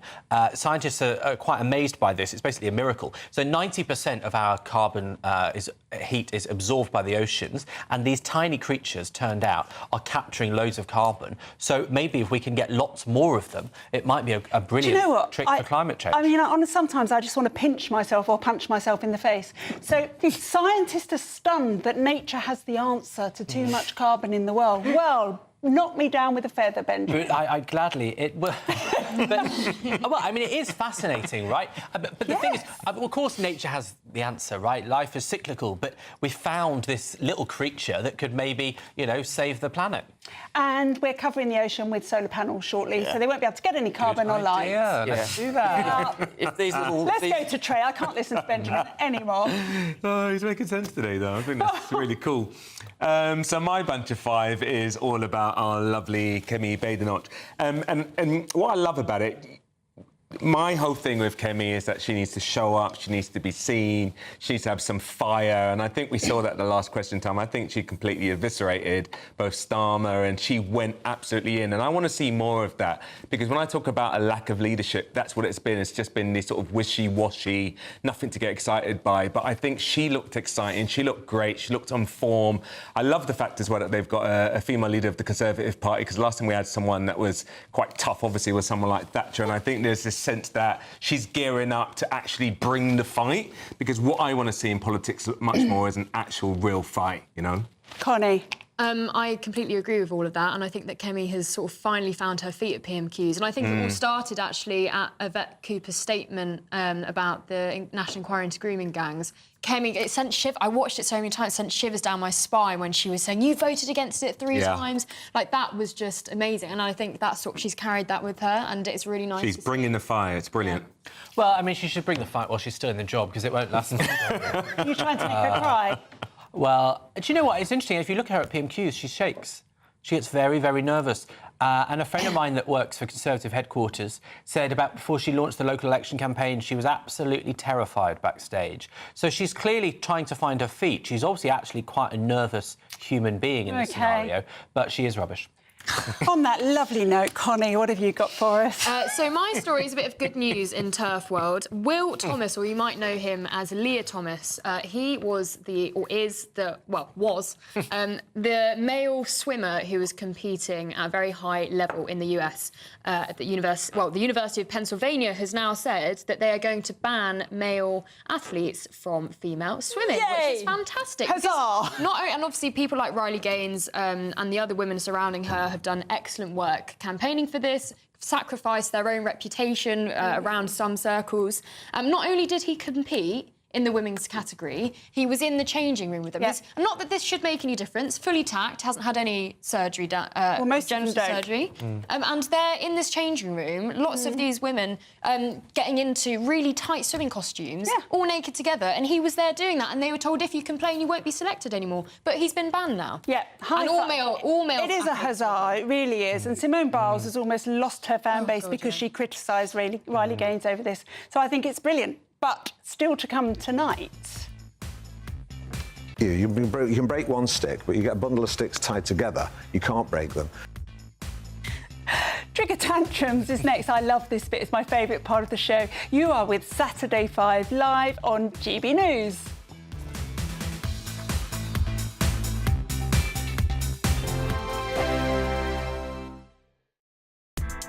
Join me, Nana Akweer, for an informative, interactive news programme with a difference. It's fun. No, you didn't say that, Dave. I'm so surprised. I think there's an element of truth to that. Join me from 3 p.m. every weekend, only on GB News, Britain's news channel. Patrick Christie's Tonight, weekdays from 9 p.m. Should we be paying more for the BBC, do you think? Yes, in the short term. It's for a cost of a cappuccino a week. You don't only get all the television channels, you get all the radio channels, local news, you get the websites, you get World Service, a significant amount of that. You've got a vast range of things. It's not just a television licence. And the BBC licence fee, in real terms, has gone down about 40% in 15 years. What I think we need is two things. One is an immediate increase, significant increase, so we stabilise the situation. Go on, how much, Roger? What's the fee? Hold on. Well, tell me how much. Then, secondly, hold on. We need to have a proper debate publicly about whether we want public service broadcasting, how we want to deliver it, and how we want to pay for it. The BBC has cut as much as it can. We should now have a public debate about what we want. OK. All right, the BBC's cut as much as it can. I mean, grief. I would love to try to see the BBC try to operate on the kind of budget. I thought you were chairman, objective chairman here. It was a head-to-head with this lady, and you were going to be an objective chairman. Yeah, well, you decided not to answer any of my questions. But anyway, June, I'll put this one to you. Well, what do you think about the money? Yes. June, what do you think about the money being paid for the BBC? Should we pay more? In 2020, you lost 80, let's have a look, 80,000. And then by 2023 to 24, that went up to 500,000 licence fees not being paid.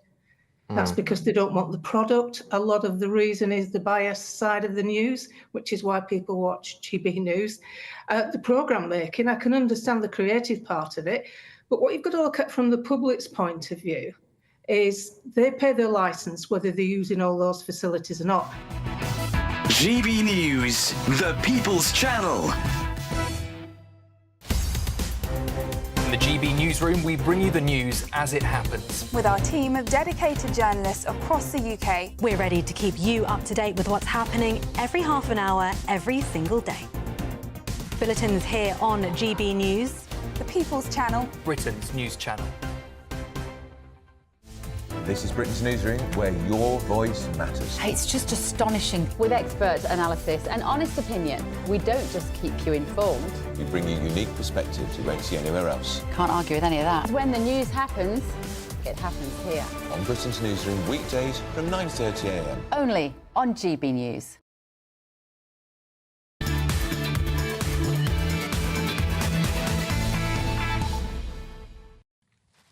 Welcome back, everybody, to the Saturday 5. Coming up from 8 o'clock, it's Ask the Five. Send in your questions through gbnews.com/yoursay. We really do want to hear those. But now it is time for my favourite part of the week, Trigger Tantrums. You've got a free ticket to this week's Ringmaster of Rage, Clowns of Collapse and Acrobats of Absurdity tumbling over zilch. Just wait till you see what we've got in store for you today. Will. Yes, thank you, Renee. If there is one thing that I like more than accidental Alan Partridge moments, it is an accidental Alan Partridge moment from the man who portrays Alan Partridge, Steve Coogan. Let's see what Steve had to say about the importance of cooperatives in today's society. Tenants when you act as individuals, you have no power. So if you have someone if you've got cockroaches and damp in your house and it is awful conditions, as an individual, you might as well shout into the void, you get no response. But if you belong to an organisation where you have a group of people, then by power of numbers, you have leverage. Basically, you can break one stick, but you get a bundle of sticks tied together, you can't break them.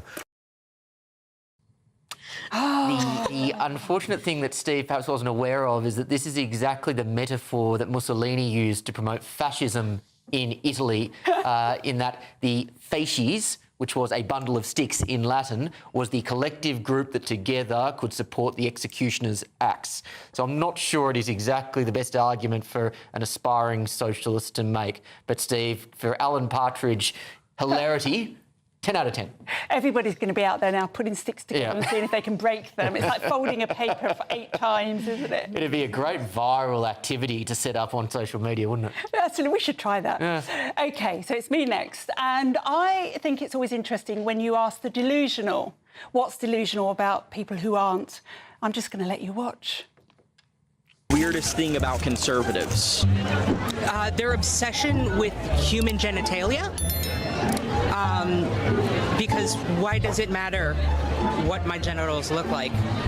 I'm not interested in having sex with people. What is the weirdest thing about conservatives? Everything? How am I supposed to pick one thing? I don't know. They're just in everybody's business when they don't need to be. I mean, the thing is, we're not allowed to say anybody is delusional, but anybody that walks around looking like that, criticising people who walk around looking like us on the panel because we're the odd ones out, is delusional, without a shout. And I just think it doesn't matter how much we see it, it just carries on. No, I'm not a conservative, so I'll dress like them. And you look very odd. Connie, what do you think?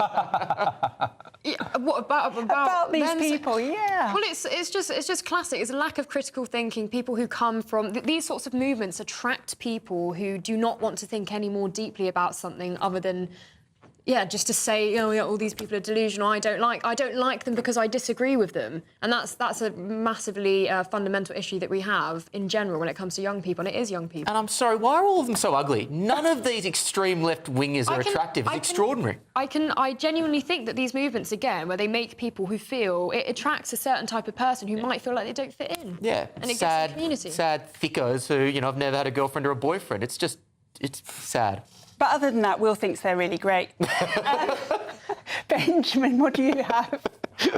Well, my tantrum this week leads on from the police officer question we had, which is, should you confront fare dodgers? Well, here's someone familiar who did. Excuse me, mate, why did you just break the barrier? Why did you just break through the barrier? Do you think it's okay that you're not paying for your tube journey? Do you think it's okay you're not paying? Why do you think that people like me should pay but you shouldn't pay? That is, of course, GB News Afternoon presenter Tom Harwood, who, after he's finished scrubbing graffiti off the tubes, is now asking why other people aren't paying their fares. And it begs the question, we kind of covered it with the police officer, of should we be doing that? Should we take a sort of citizens' army approach and confront people like Tom did? Well, I think we saw earlier from the piece that we discussed with Norman Brennan that no, we shouldn't, because we might lose our lives. Tom's very lucky. I think Tom's very brave for doing it. I wouldn't do it. I really wouldn't. We do need more people to do that. I feel like there are so many things that wouldn't be the way they are if people had just said something at the time. It's such a British reaction to think, oh, none of my business, I'm not going to interfere. But so many things have just got out of hand now. No one said anything, and now they're too big and out of control. The other sad thing is so often the person in this situation who is doing the right thing is often the one that the police target for retribution. That's the real tragedy. I have to say, last week I did my monologue about Karens. I'm going to come out now. I am a total Karen. I really believe... So, listen, everybody... I really believe in saying something when you see this stuff, because it drives me mad. On that bombshell, don't go anywhere. Coming up, it's the Saturday 5 Extra. We're going to let our hair down. Anything can happen. So join us after the break and don't miss all the fun. We'll be back in a minute.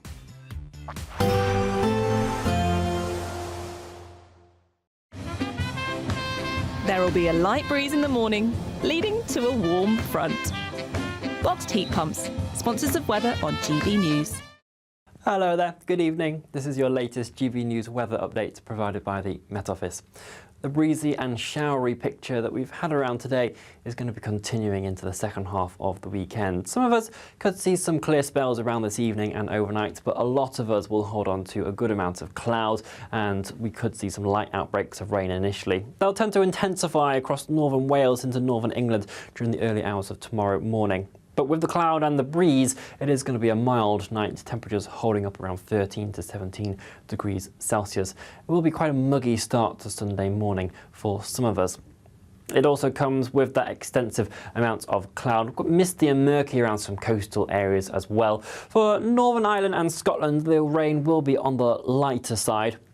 But certainly for areas of England, we are going to start to see some heavy pulses, particularly around the Humber and the Wash. There could be some torrential downpours of rain as we head throughout the morning, and those will start to break up more into scattered showers, slowly pushing their way southeastwards as we head throughout the day. Some of these could turn thundery with some hail in the mixture as well, so some further intense downpours that could come on at quite short notice, so it's worth taking care throughout the day. Scattering of showers continuing in that northwesterly breeze, but that is starting to filter in some fresher conditions. We'll feel quite cool across the northern region, 16 to 18 degrees Celsius here, managing to climb to 24 in the south. High pressure is trying to build in from the Atlantic as we move into next week, but we still have a few fronts slipping their way through the flow as we move into Monday. So further outbreaks of rain for eastern England first thing through the day, and there will be continuing showers across North Sea coastal areas as well across northwestern Scotland. But with that high building in from the southwest Wales, southwest England, actually starting to see the sunshine break its way through, and that will become more widespread, particularly across southern regions as we head throughout this week, and the temperatures are also set to climb. Bye-bye. There will be a light breeze in the morning, leading to a warm front. Boxed heat pumps, sponsors of weather on GB News.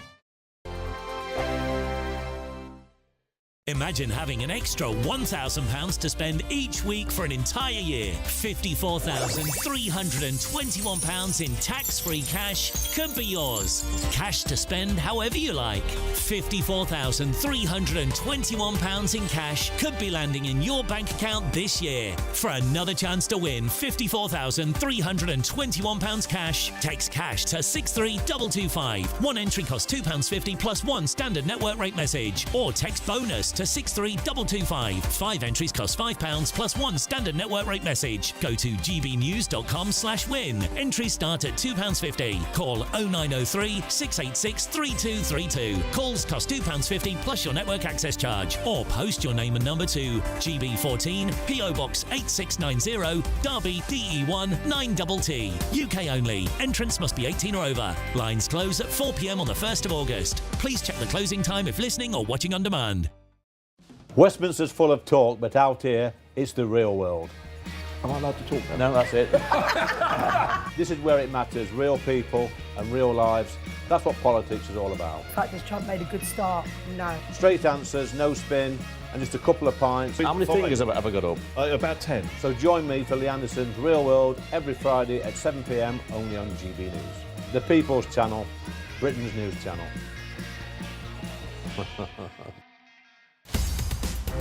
In the GB newsroom, we bring you the news as it happens. With our team of dedicated journalists across the UK, we're ready to keep you up to date with what's happening every half an hour, every single day. Bulletins here on GB News, the People's Channel, Britain's news channel.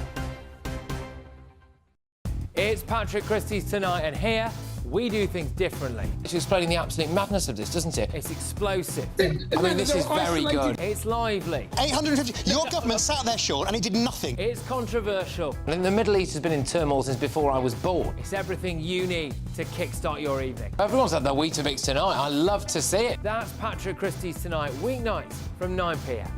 Only on GB News, the People's Channel, Britain's news channel. At GB News, we love to hear from you, our loyal community. So drop us a line at gbnews.com/your say. There you can talk to each other and also to the presenters live on air. gbnews.com/your say, because GB News is your channel, Britain's news channel. This is Britain's Newsroom, where your voice matters. It's just astonishing. With expert analysis and honest opinion, we don't just keep you informed. We bring you unique perspectives you won't see anywhere else. Can't argue with any of that. When the news happens, it happens here. On Britain's Newsroom, weekdays from 9:30 a.m. Only on GB News.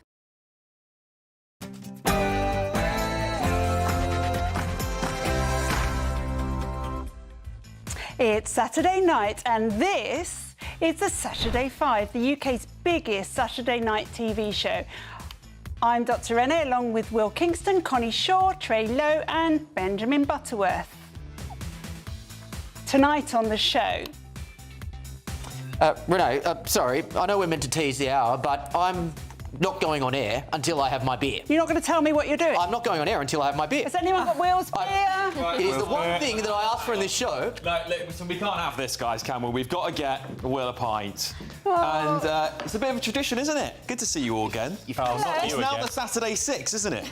Don't we love that? The Saturday 6. returned. Right. This is a much more important job than Ben Leo tonight. I can promise you Yeah, that. this is a very important job. Now, obviously, our producers before have tried to pour pints for us, Joe being the most famous of them, and it was a terrible pint. So I've got a lot of pressure here, so let's have a find out. And Will is very critical. How's that for you, Will? Enough? Enough, everybody? Should we give him a bit more? No. Let's give him a little bit more. Just give him a little bit more. There we go, Will. He's stroppy enough as it is. I don't think he should have more. I mean, this is pretty good. He's actually got a nice angle. Yeah. I've had experience of the Lee Anderson show putting proper pints. I was concerned about this. Have a look at that. Thank you. And look, Well done, good let's head. be honest, when Renee's got her way, you'll need a new job, so... Well, I'm getting the experience in now. Experience in now. Have fun, guys. See you soon. Thank you, Alex. We'll see you later. Thank you, Matt. So, again, now Will has got his beer. Tonight on the show... We will be getting your questions in Ask the Five. Connie. What will I be doing? Okay. Connie, in fairness, I really mixed up the rhythm with my man to me. Okay. So Connie's going to tell you, but I'm going to do it for her, that we're going to be looking at our high fives. And we've got a great interview coming up with someone from Sex Matters about Alison Bailey's court case this week. And we're going to be teasing more comments from your say. And if Will wasn't enough, we've got more tantrums coming. So, it is 8 p.m, Will has his beer, and this is the Saturday 5 Extra.